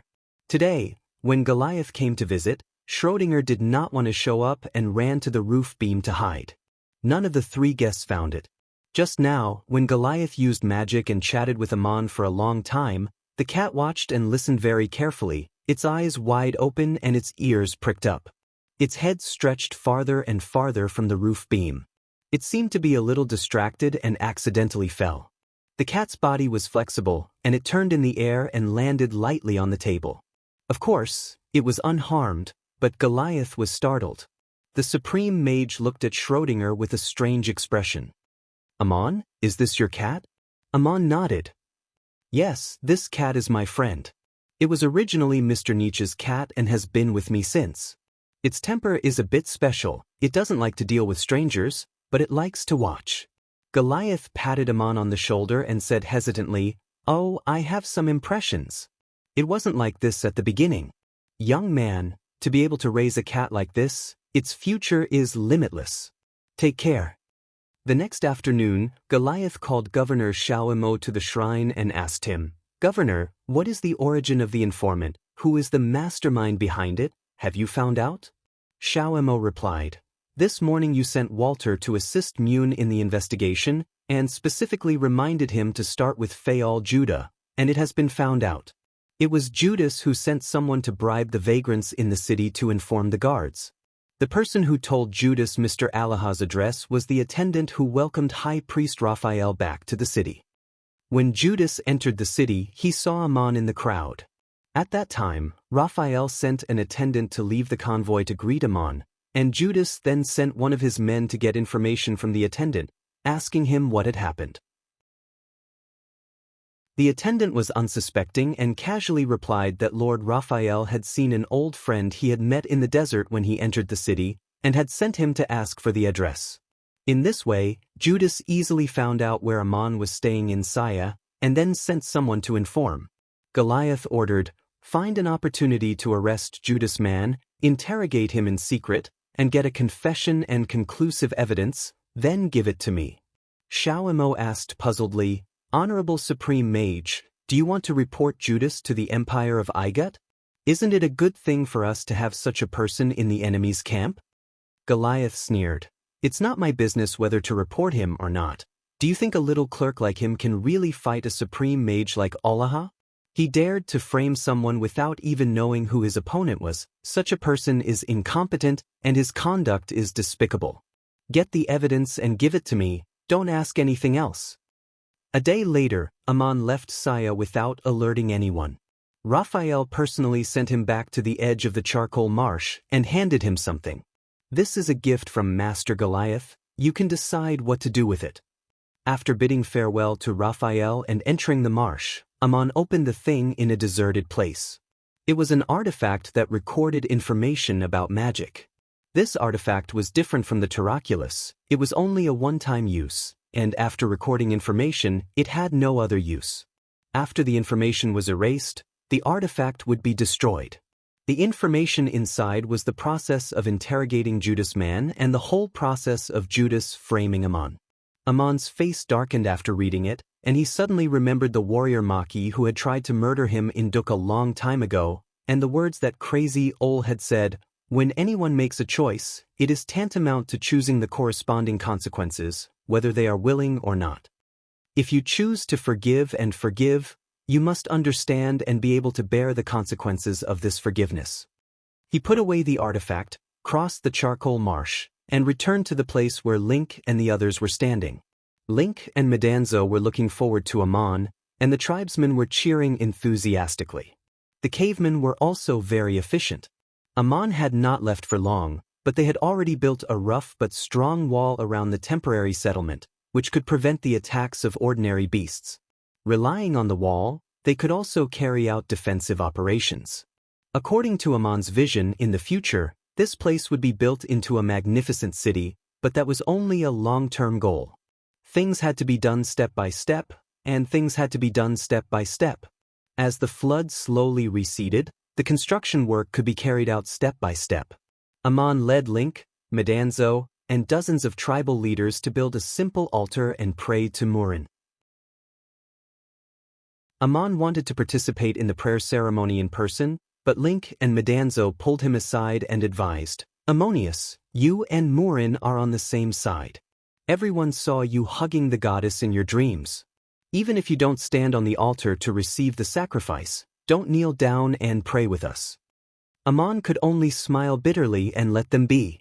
After the ceremony, according to Murin's instructions in the dream, Amon led the people to the original ruins of the shrine and dug down. First, they cleared more than 10 feet of silt, and then they dug to the original soil layer of Duk. The shrine had long been destroyed, and there was not even much gravel left of the foundation. They continued to dig down another 20 feet, and even when they had reached the hard rock layer, they still found nothing. If it were not for the clear guidance of the oracle, no one would continue to dig. At this time, Amon sensed a faint fluctuation of power, so he ordered the cavemen to dig down another 10 feet. After clearing away the gravel and floating soil, a huge rock that had fused with the underground rock layer was exposed. He ordered everyone to retreat to the ground. Holding the staff in his hand, he murmured an incantation and floated in the air. Inexplicably, a shining pattern appeared on the surface of the rock. It was the trace of a magic formation. While Amon was pondering, a sudden rumble came from the bottom. The huge rock split into 6 pieces, revealing a hole in the middle. Inside the hole, various parangons of different colors shone brightly. This treasure was not opened by him, but by Yunamna. She was waiting for him to come. Unfortunately, the shrine had long been destroyed. How did the chief priests of the past put the wealth of the sacrifice in here? In the flood, Enril took away the remaining parangons of Duk and turned them into glittering droplets that shot into the sky. Goliath saw it with his own eyes. But the most hidden treasure in the shrine of Murin was not only protected by the magic formation of the goddess herself, but also protected by the power of the earth. The things inside were not taken away by Enril. Now they were all left to Amon. The cavemen who were watching around the huge pit did not know what was going on. They saw with their own eyes that Amon stood in the void like a god and took out his staff. Suddenly, a shining pattern appeared on the huge rock, and then it split into 6 neat pieces. Inside, there were so many parangons of different colors. This was a miracle. Everyone kneeled on the ground and cheered. Amon was also surprised. All the parangons in the treasure were special parangons. They were the private collections of the chief priests of Duk. There were hundreds of them in total.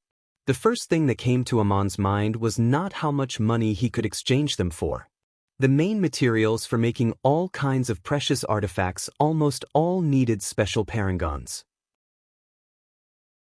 If he wanted to make those artifacts in the future, what he really lacked were other auxiliary materials. But these parangons could not be used to make artifacts.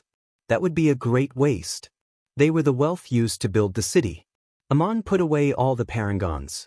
That night, while the cavemen were dancing around the fire to celebrate, he, Link, and Medanzo were discussing the next step in the temporary stone house. With this wealth, after a year and a half, the place would barely be able to accommodate explorers. Then, they could hire craftsmen and caravans from the surrounding countries. Link felt that there were too few people here, and there were still small tribes of cavemen in the mountains. After the flood, they would have a hard time surviving. It would be better to send people to recruit them and integrate them into the city. Amon nodded in agreement. Link was the tribe leader and had a lot of experience in managing tribes. However, building a city from scratch was too much of a test for him. There were too many things to do. Medanzo was a warrior. He was good at training soldiers in combat, but he was also a layman in the construction of a city. It was not easy for them to get together to discuss the future. The current situation was still manageable, but they could only learn as they explored. They all deeply felt one thing, and that was that talents were hard to come by. Madanzo and Amon thought of two people at the same time: Tichjo, the mayor of Arcade, and Usser, the chief of the Highland Giants. When Princess Sisela was kidnapped, Tichjo organized the whole town to prepare the supplies requested by the Highland Giants in just 1.5 days. He also organized a rescue team to deliver the supplies to the designated place on time. This seemingly impossible task was accomplished without causing any disturbances in the town. This talent was appreciated by Princess Sisela and Prince Binut. He had been promoted to a more important position in the city of Kish. As for the mage Usser, he was not a simple person either. To be able to organize and coordinate the actions of the simple-minded, muscular Highlanders was not an ordinary mage. His mastery of magic might not be very high, but in a sense, he was a talent even rarer than a supreme mage. It would be great if they had someone like Tichjo or Usser by their side. Unfortunately, they could not find such a person for the time being. Madanzo suggested, Aesop is also a very capable man. He is like half a butler to Sayo. Sayo has shops in several cities and often organizes caravans to travel between cities. Aesop manages them very well. It would be a pity to leave him in Montefiore to guard a manor. It would be best if we could get him here.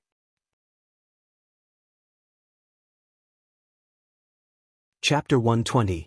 Link smiled and said, Ammonius, this place is still desolate, but I can already see a rich city in front of me. If Aesop is really such a talent, he will be a good financial officer or a farmer in the future. He will be a real lord. These are secondary. Building a new home on this fertile land, every day there will be harvest, and every day you can witness new creations. As long as you have such a heart, life will be full of positive meaning. Madanzo smiled and punched him. You moved here from that damn place in the mountains, and the whole tribe cheered. Of course, you will think so. Others may not. But what you said is indeed very reasonable. It seems that you did not learn from Ammonius in vain. Amon nodded and said, When I return to Montefiore this time, I will talk to Aesop about this. If he is willing, Madanzo, I will send you to escort him here. Since you have talked about this truth, I have a question to ask seriously. You have already achieved the 6th level of the power of two sides, and the test you are about to face is the fusion of faith. So please look at your heart. What is your real desire and the path you want to embark on? Don't tell me it is to become a supreme mage or a supreme warrior. That is just the result of the process. Both of them stopped laughing, and Link said seriously, My wish is very simple. It is to lead my people out of the mountains and build a peaceful home. I want to see this wasteland become a brand new city and build a shrine for God Amon. I am the one who will witness and accomplish all of this with my own hands. Amon said with a smile, There is no hurry to build a temple. Wait until the first inner city wall has begun to take shape. Since you are willing to worship Murin, then build a statue for her. Link, Ammonius, what we want to build is your temple.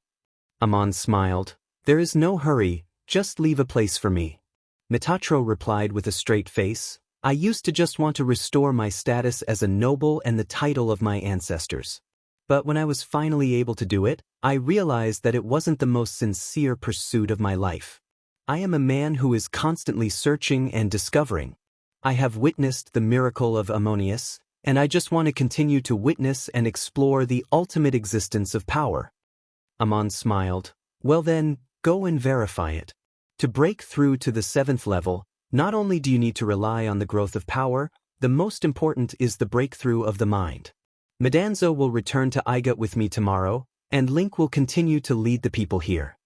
Amon didn't dare to leave all of the wealth he had obtained from Murin's treasure here. He only left a small portion for Link in case he needed it. The next day, he took Schrödinger and Madanzo away from the huge island surrounded by swamps, and set off again south through the wilderness. The return journey was different from the way they came. Madanzo had smoothly passed the trial, and Amon had also achieved the 7th level. Unknowingly, he had joined the ranks of the strongest on the continent. They did not encounter too many dangers along the way. When they came, they had almost figured out the general range of the various monsters. After crossing the inland lake and coming to the desert, they were not disturbed by the scorpions. Amon did not walk fast. This desolate and uninhabited place was the best place to demonstrate various high-level magic, which was what Madanzo, who had just achieved the 6th level, needed to learn. Amon himself was also practicing the 7th level of body arts. Only after fully mastering it would he be qualified to become a supreme warrior. What was the difference between a 7th level warrior and a 6th level warrior? Amon had a deep understanding that the power awakened in the blood could not only be stimulated from the inside out, but also be exerted to the extreme. It could even control the operation of the power in the environment. The power in the blood had become a way to stimulate energy, which was very similar to the effect of magic, or even the esoteric energy magic. There was a huge gap between a 6th level warrior and a 6th level mage. If it was not for a surprise attack in close quarters or a siege battle in a military formation, it would be difficult to defeat a mage of the same level who had mastered all kinds of magical means. But the gap between a 7th level warrior and a 7th level mage was obviously narrowed, and at least they could fight face to face. No wonder Enkidu was even willing to practice pure body arts. If he could reach the peak of this power, he would indeed not be afraid of any master. But warriors who could reach the level of Enkidu were too rare.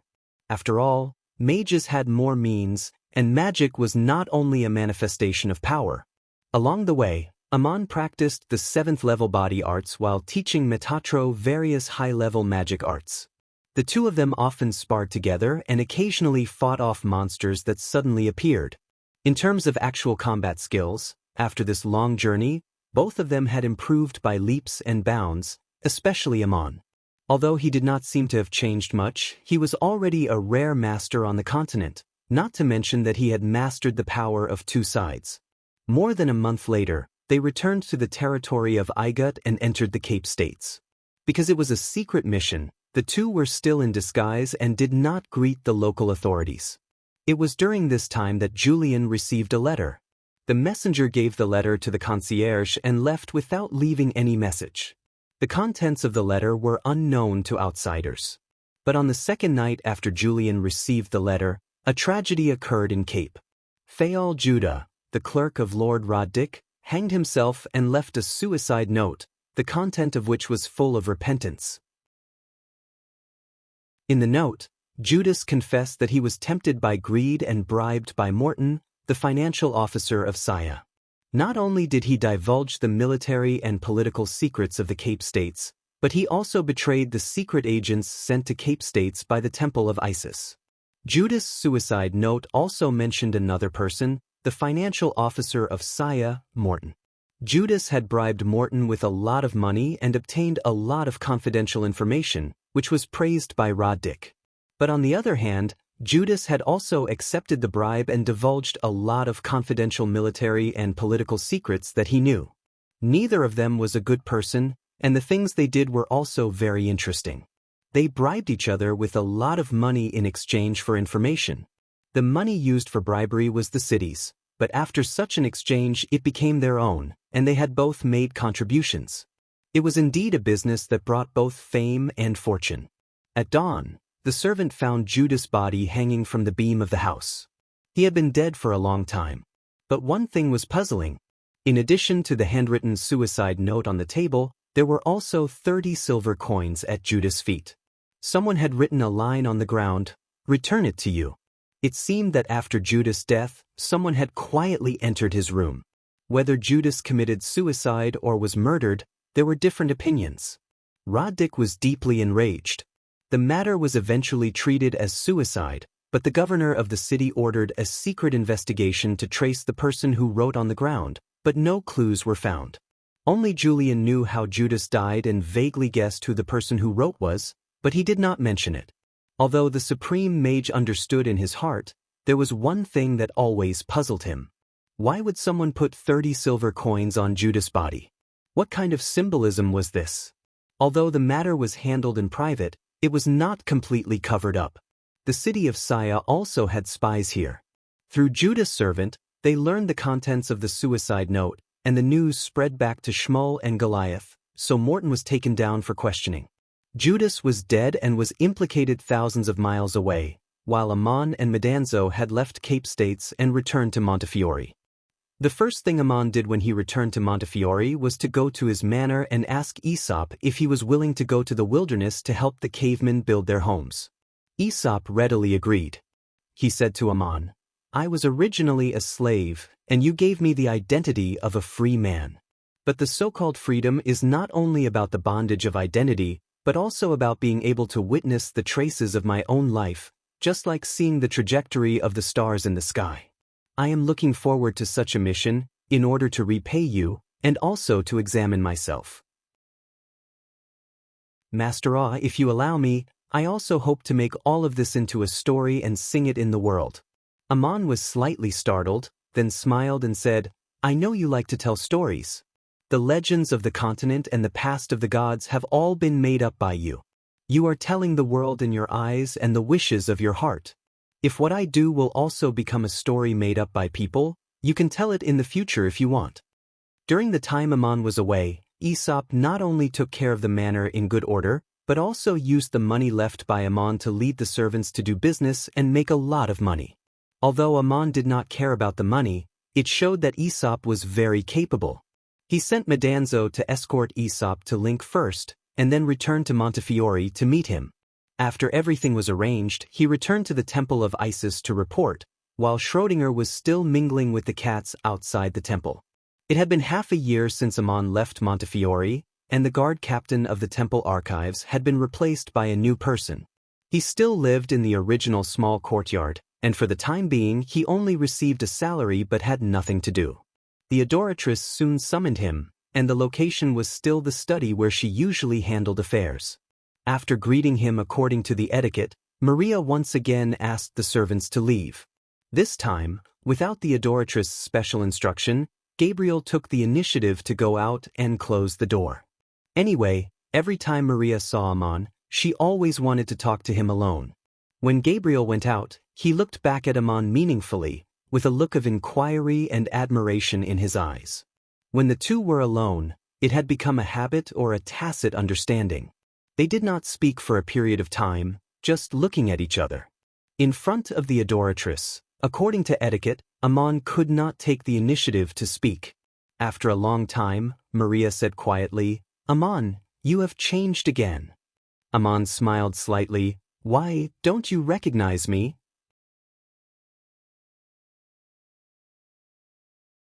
Chapter 121. The Source of Life. It was a simple sentence, but it revealed too many unspoken meanings. It also revealed Maria's longing and worries. Because of this, when he appeared in front of her, she felt that he was particularly clear and real. Even this silent gaze was especially valuable. I felt the same way. After returning from a long journey, he saw Maria again. The one sitting in front of him was the real echo in his heart. In the past, whenever he saw Maria, he would be in a trance. He couldn't tell whether she was the holy maiden of the temple of Isis or the young echo he met in Duk. There was always an indescribable conflict in his heart. But now, he could finally see clearly. She was her, the echo in his heart, and the holy maiden in front of him. I didn't want to tell her that on the night when he killed the two-headed serpent and climbed to the other side of the lake, he saw her in his meditation. It wasn't a dream. It was as if it had happened in reality. They returned to the tower in the town of Duk. They were no longer the same as before. He was the present Aya, and she was the present Maria. But I hugged her just like he did in the past. He held her in his arms, caressed her, and really kissed her. When the sun rose the next day, Ah opened his eyes and smiled. When he stood up, the inexplicable entanglement in his heart had been relieved.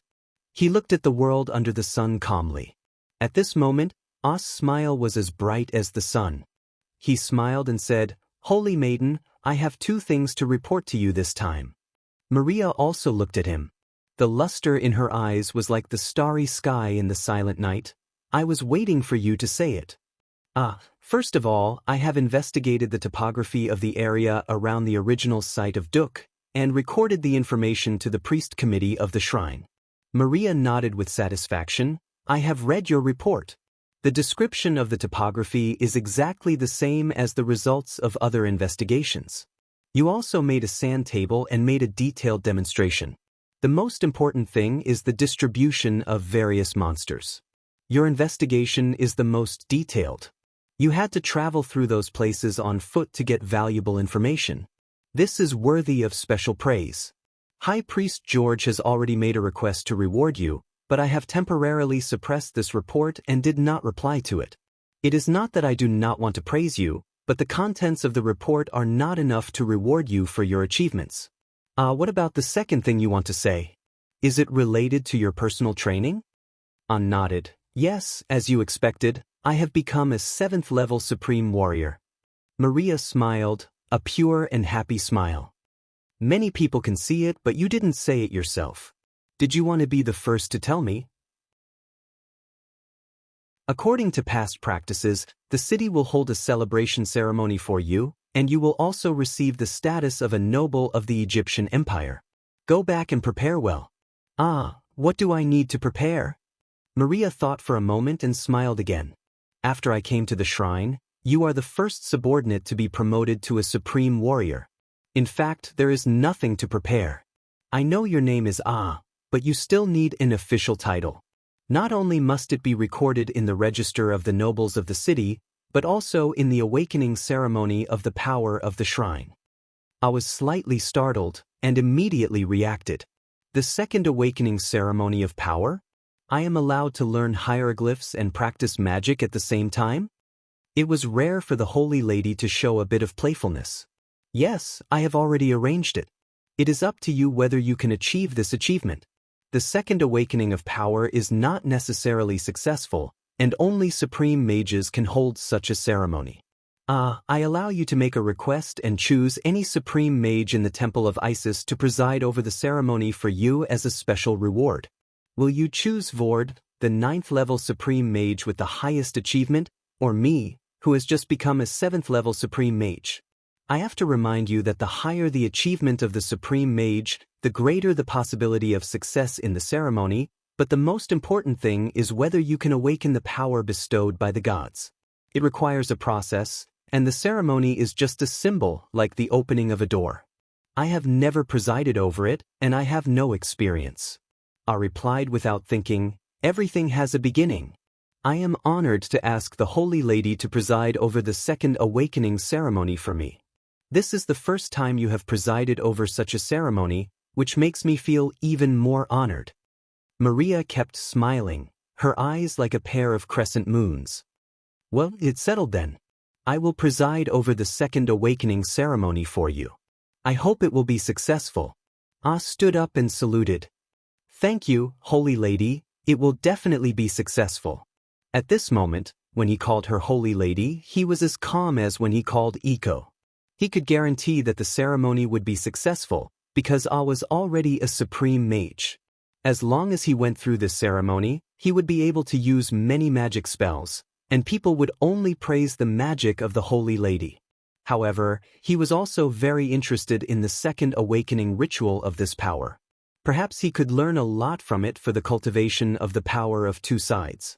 When he was about to leave, Maria stood up and asked again, "Have you carefully read the ancient books I asked you to read?" She was referring to the military books and information related to the Legion's operations. I nodded. Yes, in addition to the catalog you gave me, I also tried to find relevant documents to study.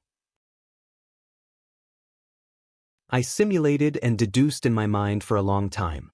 Maria said again, it's not enough to just memorize them, you also have to think about how to use them. You were able to travel through such a wasteland, and you have learned so many military books, I believe you should have experienced commanding troops in various environments. Ah said thoughtfully, Holy Lady, are you implying something to me? Maria replied with a deep meaning, you will soon understand. If you want to establish a meritorious deed that can pardon your clansmen, success or failure depends on this.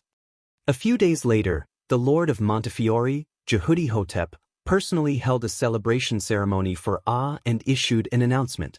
The people heard the good news. The glorious warrior of the Temple of Isis, Ah was promoted to a 7th-level Supreme Warrior.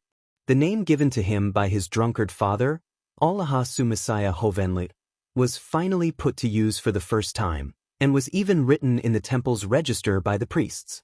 But this long list of titles was too difficult to remember, so people still called him the Great Warrior. The one who was most happy about this news was Nada himself, but his friend, the merchant Osayu. Osayu said excitedly to everyone he met, "My vision was absolutely right. I knew that I would become a true noble." Today, he really became a respectable supreme warrior. When he was drunk, he often bragged to his friends, Lord Ah once said that I have the hope of becoming a noble in the future." His friends laughed at him and said, "Forget it, why do you think you're so fat? Do you still want to practice body arts and become a supreme warrior with such a fat appearance?" Shortly after the celebration ceremony, Ah went through another ceremony in a hall of the temple of Isis. The host was the noble holy lady, who awakened the power bestowed upon him by the gods. According to common sense, this ceremony was almost impossible to succeed, because Ah was not a devout believer in the gods in front of him. He only examined his heart, and silently looked at Iko, who was holding a magic staff. Because the ceremony was presided over by the holy lady herself, it was quite grand.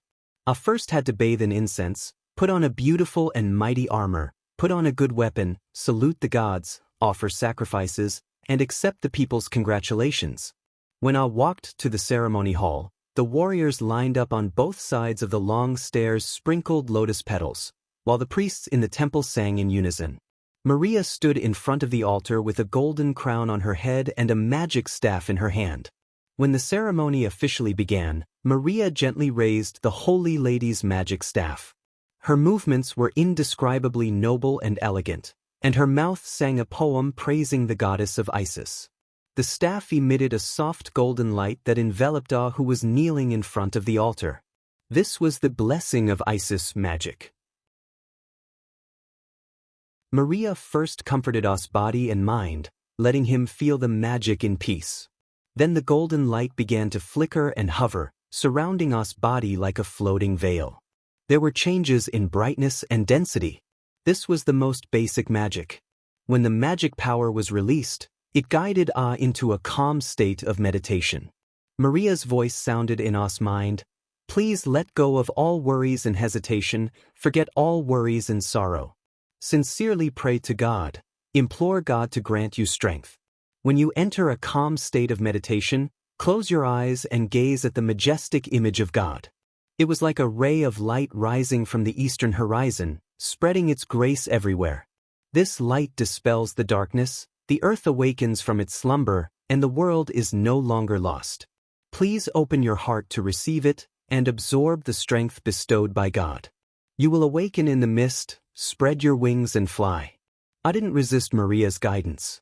When the blessing of Isis enveloped him, I completely opened his heart and entered a calm and clear state of meditation.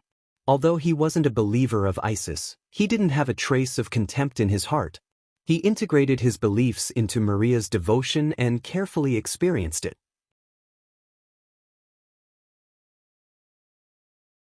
Chapter 122. The world outside the body seemed to have a soul, and heaven and earth breathed in and out, with a vivid breath. How to communicate with it with one's own body and mind was the source of power given by the gods, and it was also the source of the various magical methods of the mages. Amon forgot that he was already a supreme mage, and as if welcoming a new life at dawn, he went to re-experience the source of power. Amon seemed to see the energy of the rhythm of life between heaven and earth. He wanted to grasp a ray of inspiration in this ceremony and integrate it with his own body and mind. In the future, he would be able to find this state alone in meditation. This was the second awakening of power. Indeed, only supreme mages could hold such a ceremony for a warrior. Maria's ceremony for Amon took almost twice as long as usual. She was not stingy with her mind and magic power. In the eyes of outsiders, this was also the first time that the adoratress had held a second awakening of power. Of course, she had to familiarize herself with the process. Warriors generally did not awaken the power given by the gods immediately after the ceremony. They still had to practice the most basic magic meditation and find the state that they were guided into during the ceremony on their own. This kind of ceremony was usually held only once, and it was also a considerable consumption for a supreme mage. If the first time was not successful, in theory, although it could still be done again, the chance of success was already very small. No supreme mage would repeatedly struggle for a warrior. Even if the effect of holding the ceremony again was already very small, Maria did not seem to mind giving Amon a few more chances. A few days after the ceremony, she sent someone to ask Amon if he could feel the awakened power in the state of meditation. Amon replied, "Thank you for your concern, adoratress. I have succeeded." After hearing the news, Maria immediately gave an order to the high priest George to send a teacher to teach Amon Egyptian hieroglyphs. Amon had to pretend to learn the hieroglyphs of Igut again. The teacher praised Amon for his incomparable intelligence and mastery of hieroglyphs in the shortest time. People were not surprised by this. Becoming a supreme warrior at a young age, how could Amon not be a talented and intelligent person? Moreover, if one mastered the writing of the secular language, learning the hieroglyphs was actually not too difficult. One only needed to understand the special and complicated rules within it. The shrine had also specially sent 2 fifth-level mages to guide Amon in his practice of low-level magic. As a great sorcerer, Amon appeared to be quite modest. He listened very carefully and did not put on airs. However, he also rarely asked questions. In short, he was a very fast learner, and it didn't take long for him to come into contact with the content of advanced magic. The 2 fifth-level mages found it difficult to continue teaching Amon, so they went back to report to their superiors and asked for another teacher for the supreme warrior Amon. As a result, Crazy Ol's old friend, George, who was now the high priest of the Temple of Isis, said, "Let me personally guide the supreme warrior Amon." George took over the task, but he did not teach Amon any magic. He only gave him the authority to read all the magic books in the archives, and if there was something he did not understand, he could ask. The high priest was usually very busy and could not specially teach Amon magic. The archives was under the jurisdiction of George, and Amon was very familiar with the place, so there was no need for him to waste time on teaching. With this convenient condition, Amon could finally find a chance to read another book that Schrödinger had asked him to read. However, before he could do so, he was entangled by another matter. It was very sudden. The adoratress personally ordered the unemployed supreme warrior Amon to live alone in a spacious courtyard with a meditation room. He was to bathe and pray for the next few days and not go out. If he wanted to read any books, he was to write down a list and ask the servants to bring it to him. She asked him to wait quietly for the messenger from the capital of Igut. Something important was about to happen. The adoratress sent some military books to Amon. These were all books Amon had read before, but Maria wanted him to review them again.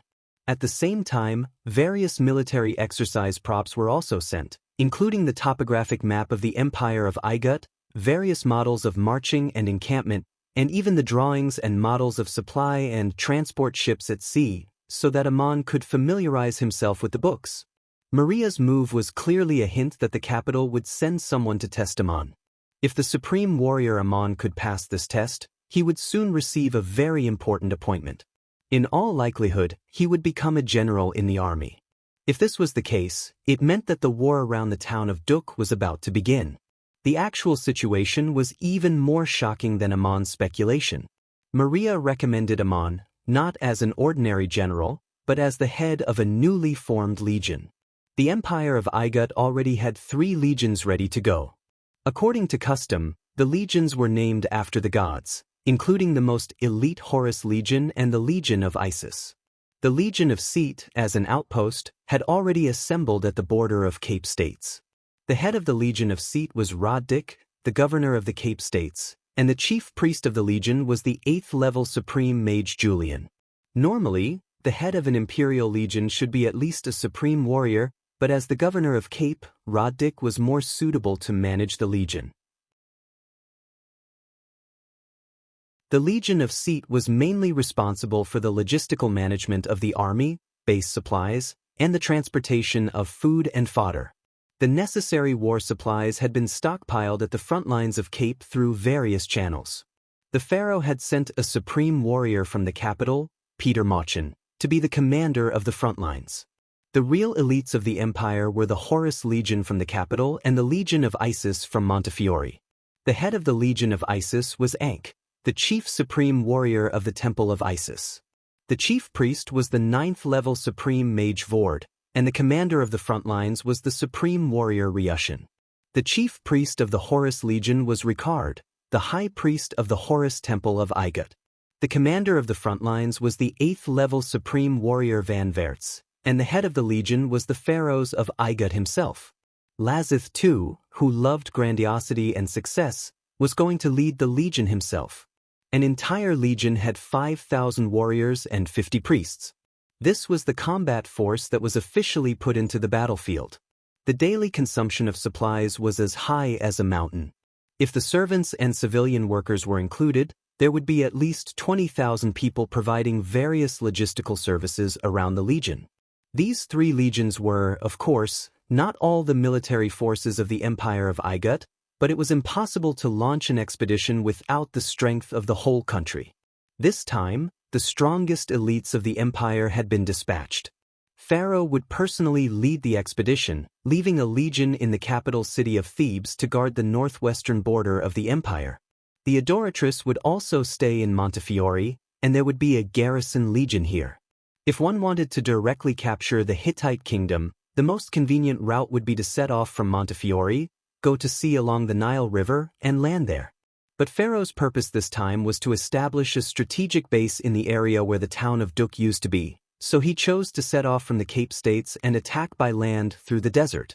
According to the plan formulated by the military council, in addition to the 3 main legions mentioned above, another legion was needed to advance together, which was a newly formed miscellaneous legion called the NRA Legion. N and Ra were the names of the same god, the head of the Ennead worshipped by the people of Igut. It was said that he was the father of the gods and was born in the lotus of the beginning, and also the oldest god of the sun. He had many titles. He was called An at night, Are during the day, Hepri in the morning, Adam at night. Amongst the Ennead, his title was also Nuvin. According to the understanding of the human world, although this god was the oldest and was known as the father of the gods, he was not the most important god worshipped by the empire of Igut. In ancient myths and legends, the goddess Isis defeated an Ra with a trick, obtained the secrets of this god, and gained greater power. Horus, the son of the goddess Isis, later became the king god worshipped by the people of Igut, and was also the most important god among the Ennead. It was said that the ancient god Anra had retired to the source of the Nile River. Interestingly, in the long list of names of Ammon, there was also the name Anra, which could be understood as night and day. The Anra legion would not converge with the main army. It would follow along the northern coastline while Pharaoh's army advanced. On the one hand, it would act as a flank support, and on the other hand, its main task was to prevent the Hittite kingdom's army from landing on the sea and cutting off the main army's supply line. The strategic position of such a legion was very awkward. If Pharaoh won a complete victory, it would not make the most important contribution. If Pharaoh was defeated and retreated, the Nra legion would need to leave the coastline and advance, desperately resisting the pursuers to cover Pharaoh. If the Hittite kingdom really did make a large detour along the coastline, the legion would be cannon fodder before the main army counterattack. But the biggest possibility was that the legion would always be responsible for the task of covering and guarding along the coastline, a march of thousands of miles, and would not participate in the real decisive battle of the main force. As long as this mission was completed, the legion would be considered to have made a contribution to the empire, and the illustrious lords would naturally be unwilling to accept such a difficult task. So the saintess took the opportunity to recommend Ammon. But after all, this involved the appointment of a legion commander, and the empire had to be cautious in handing over 5,000 soldiers to Ammon. So, they organized a special assessment. Ammon lived alone in the courtyard for more than 10 days, and was finally invited to the government office in Montefiore, where he met a few prominent ministers of the empire. 7 people sat in a semicircle in a large hall, and in the middle was the saintess, Maria. On the left of Maria was the military minister Isin from the capital Thebes, and beside Isin was the high priest Suska from the main shrine of the capital Horus. On the left of Suska was the mayor of Montefiore, Dietin. On the right of Maria were the 3 high priests of the temple of Isis, Vord, Burke, and George. These lords formed a temporary assessment committee, and it was up to them to decide whether or not to appoint Amon as the legion commander of the NRA Legion. P.S. When I was preparing the offerings for the night, I opened a box of exquisite mooncakes and was surprised to find that it was filled with monthly tickets. Ah, it's the festival, just kidding.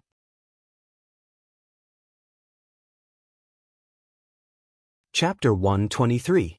Amon did not have a seat. After saluting the lords one by one, he stood in the middle of the hall and waited for the questions.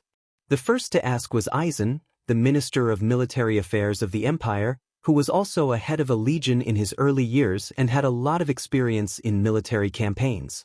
He asked Amon many questions, and the young supreme warrior answered them fluently.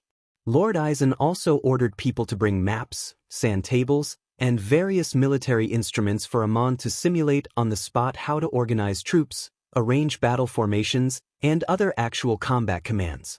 Amon also did a good job without any flaws. The assessment went on for a whole day and continued after lunch. The high priest of the capital, Suska, played a game of chess with Amon using a real military sand table.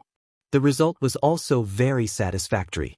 The assessment continued the next morning, and the 7 lords asked all kinds of questions, some of which were beyond the scope of military operations.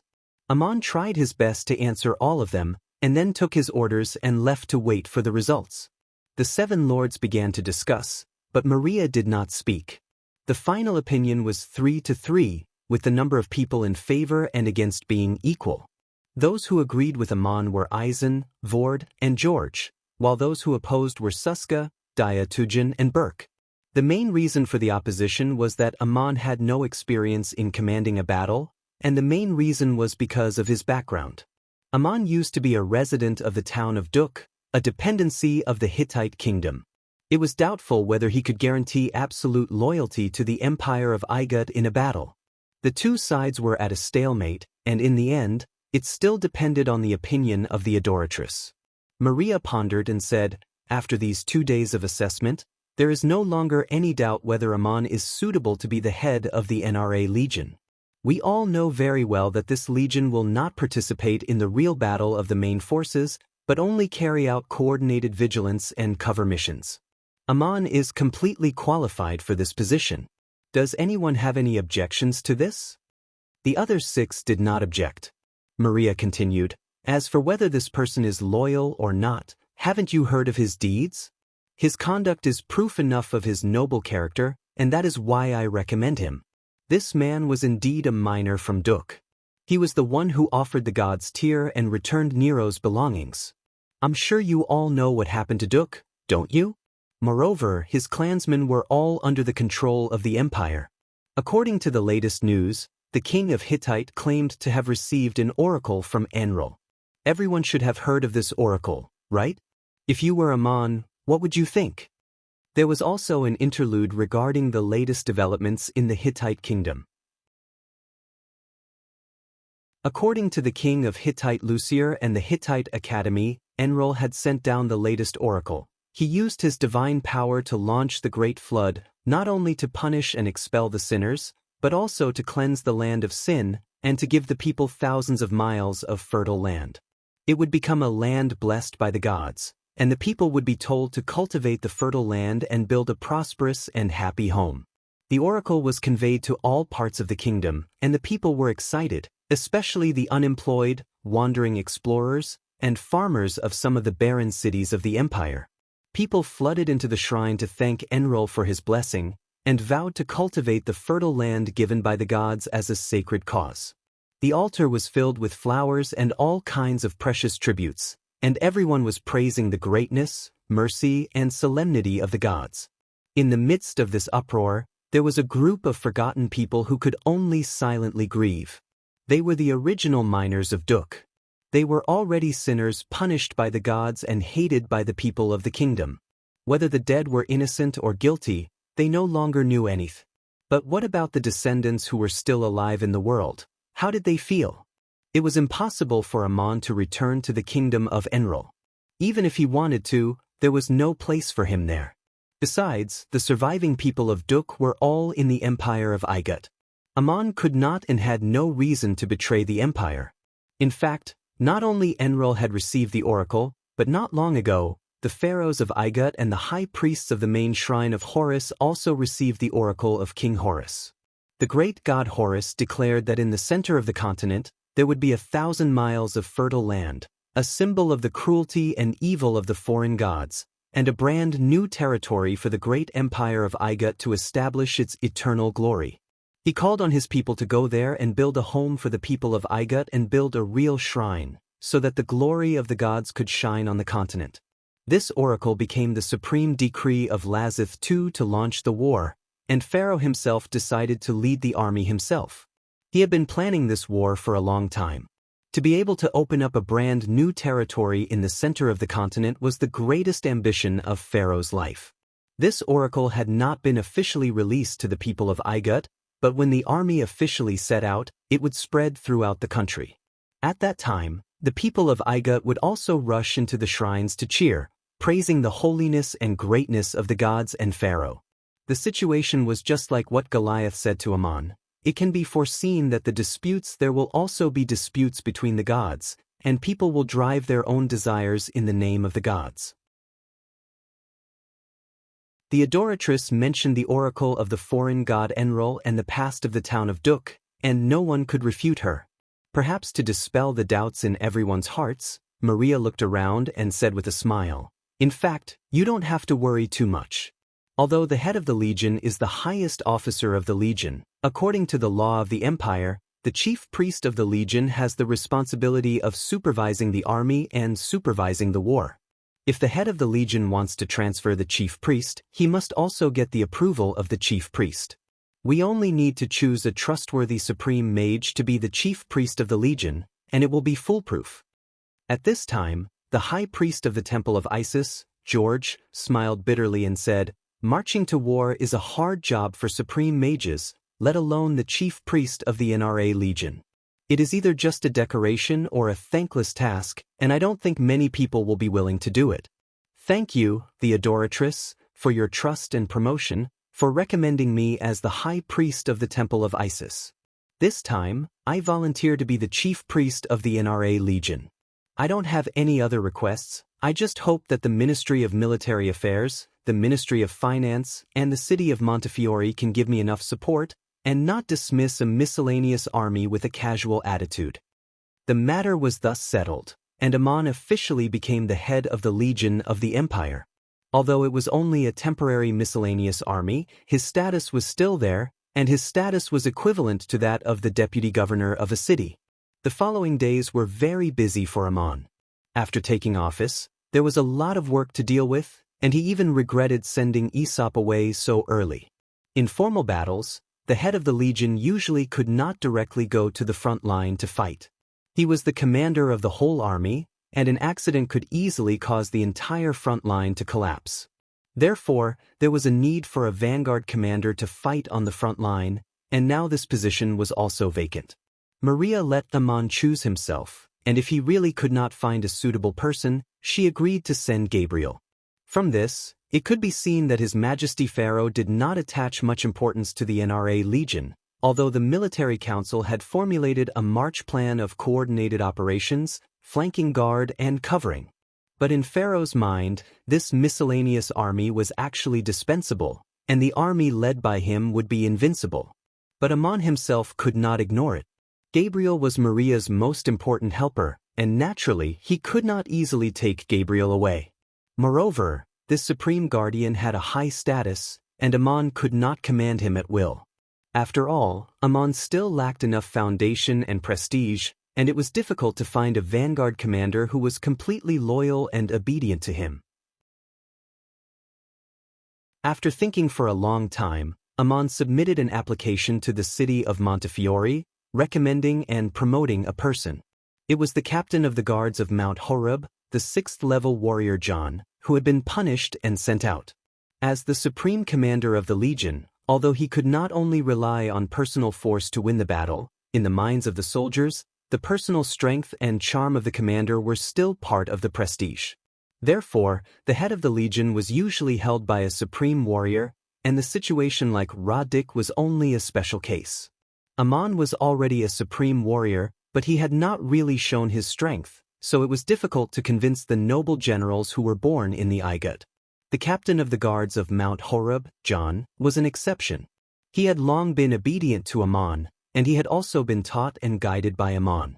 This time, it was Amon's recommendation that promoted him from the desolate Mount Horeb to the legion, so naturally, he was willing to listen to orders. In addition to the vanguard commander, Amon had another task that he had to deal with himself, and that was to form a personal guard.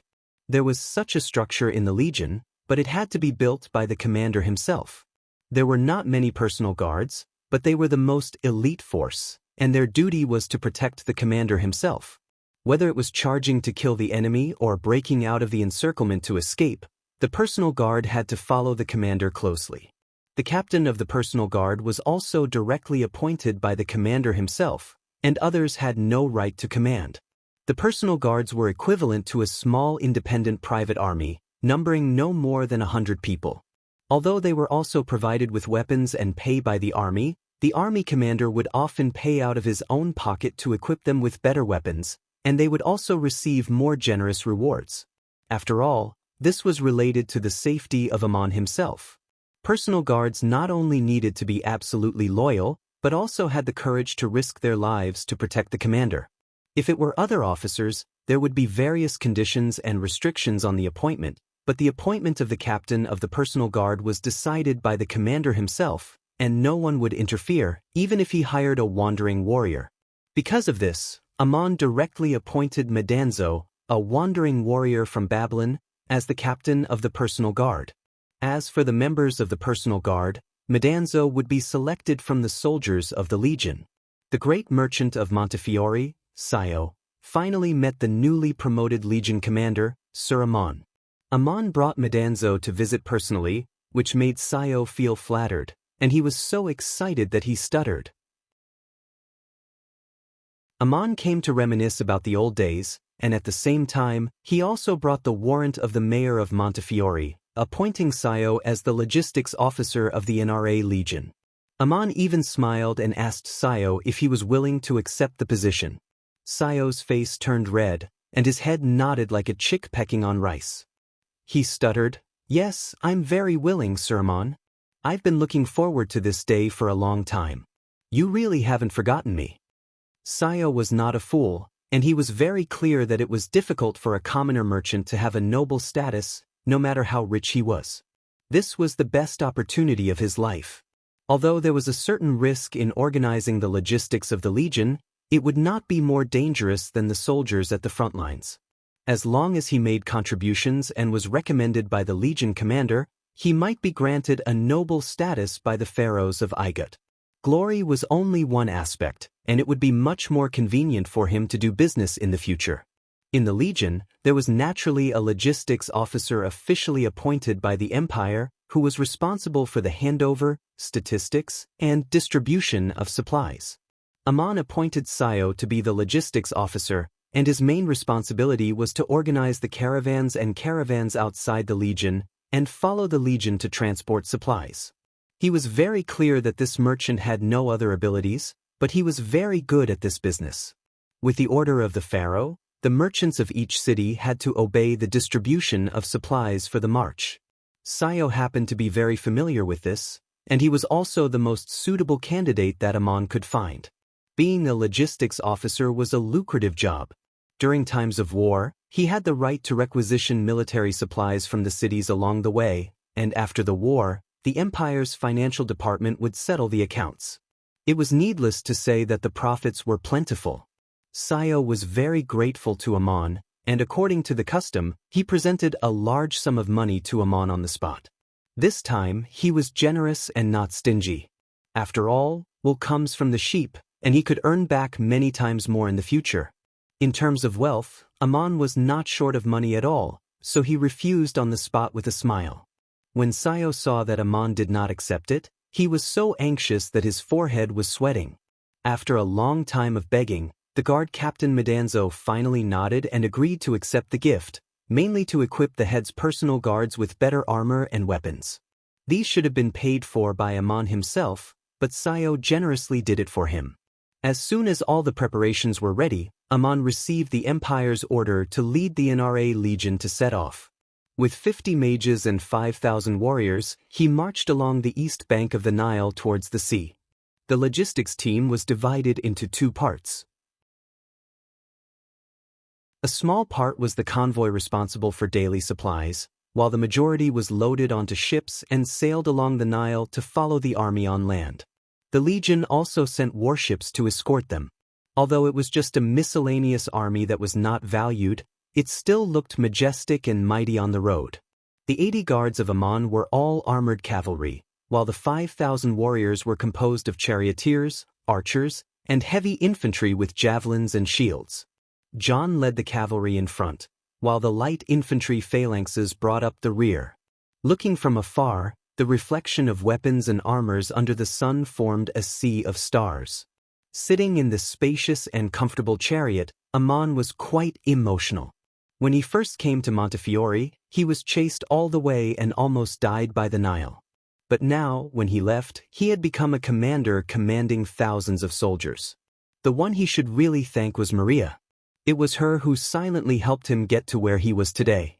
Amon had no intention of fighting against the army of the Hittite kingdom, but this war was inevitable whether he participated or not. He only wanted to make enough contributions to pardon the Dushians and lead them back to their homeland in the future. Amon knew very well that for the time being, what they could fight for in this war was not the thousands of miles of fertile land. It would take at least a year and a half for the swamps around the town of Duk to completely reseed to accommodate the army. The pharaoh of Egypt was somewhat impatient to launch an expedition at this time. However, judging from the strategic layout, the pharaoh's purpose was to establish a base at the inland lake first so that he could occupy a favorable position in future disputes. As the flood receded completely, he could take over the entire fertile land and make it the new territory of the empire. The pharaohs of Igut, Lazith II, was full of confidence. The strength of the empire of Igut was also recognized by all countries. The outcome of this war seemed to be without doubt. Although Amon was in the army of the empire of Igut, he was not optimistic about the victory of Igut. The reason was simple. He felt that Lazith II seemed to underestimate this war too much. This was a matter of life and death for so many people, but in the eyes of Lazith II, it was like a game. Lord Pharaoh did not know what the enemy thought of Amon, but at least Lazith II did not pay enough attention to the coordination of the NRA Legion. It was like throwing a tank that was about to fall apart and letting the Legion follow him into battle. And it was only after Amon had assembled all the parts on the tank that it could operate normally. Pharaoh thought that he was unstoppable and that it was enough to lead the most elite army to victory. But in such an important war between countries, his carelessness in this aspect had exposed many problems. If Amon was the commander of the entire army, he would never treat the NRA Legion so carelessly, even if the status of the Legion was not very important. The speed of the Legion did not depend on how fast the carriages and horses could run, but whether the logistics and supplies could keep up. The supplies of the NRA Legion mainly relied on ships. Although the transport ships were equipped with long oars, the main power at sea was still the sails. The Legion advanced steadily according to the established route. Amon did not waste the opportunity to march along the coastline. Although it was unlikely that he would participate in the main battle, he did not forget to drill along the way.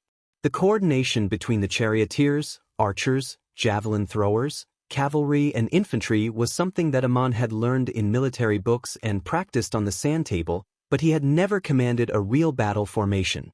During a break in the march, Amon ordered the generals to command their soldiers to take turns to drill, and he brought Madanzo to watch the actual battle. The NRA Legion had just been formed, and the previous training was very lax. But to become an official soldier of the empire, the minimum requirement was to be a level 1 swordsman who had practiced physical skills. When these people really fought together, they should be quite strong. There was a custom in the army of the Empire of Igut, or rather, a tradition. The supplies and provisions allocated by the Ministry of Military Affairs would be intercepted by the commanding officer according to a certain proportion, and the rest would be distributed to the soldiers. Needless to say, military supplies could also be sold for a lot of money on the market. This money was for the personal use of the commanding officer, such as equipping his personal guards, rewarding military achievements in his own name, bribing the enemy, and so on. Under normal circumstances, the conventional rule was 30%, and the remaining 70% would be distributed to the soldiers below. That would be considered the full amount. But for the miscellaneous legions that were not valued, the quality of the equipment and the quantity of the troops could not compare to the elite legions of the empire, and the proportion of the interception ratio was usually much higher. This would create a vicious cycle, and the combat effectiveness of the legion would be even lower. You're tuning in to the Passion Pages YouTube channel. We're so grateful for your support, and don't forget to subscribe to join us on this incredible journey through captivating stories. Your generosity through donations truly makes a world of difference, as it's the primary source of revenue that allows me to expand and enhance this channel for you. Thank you from the bottom of my heart for being a part of this adventure.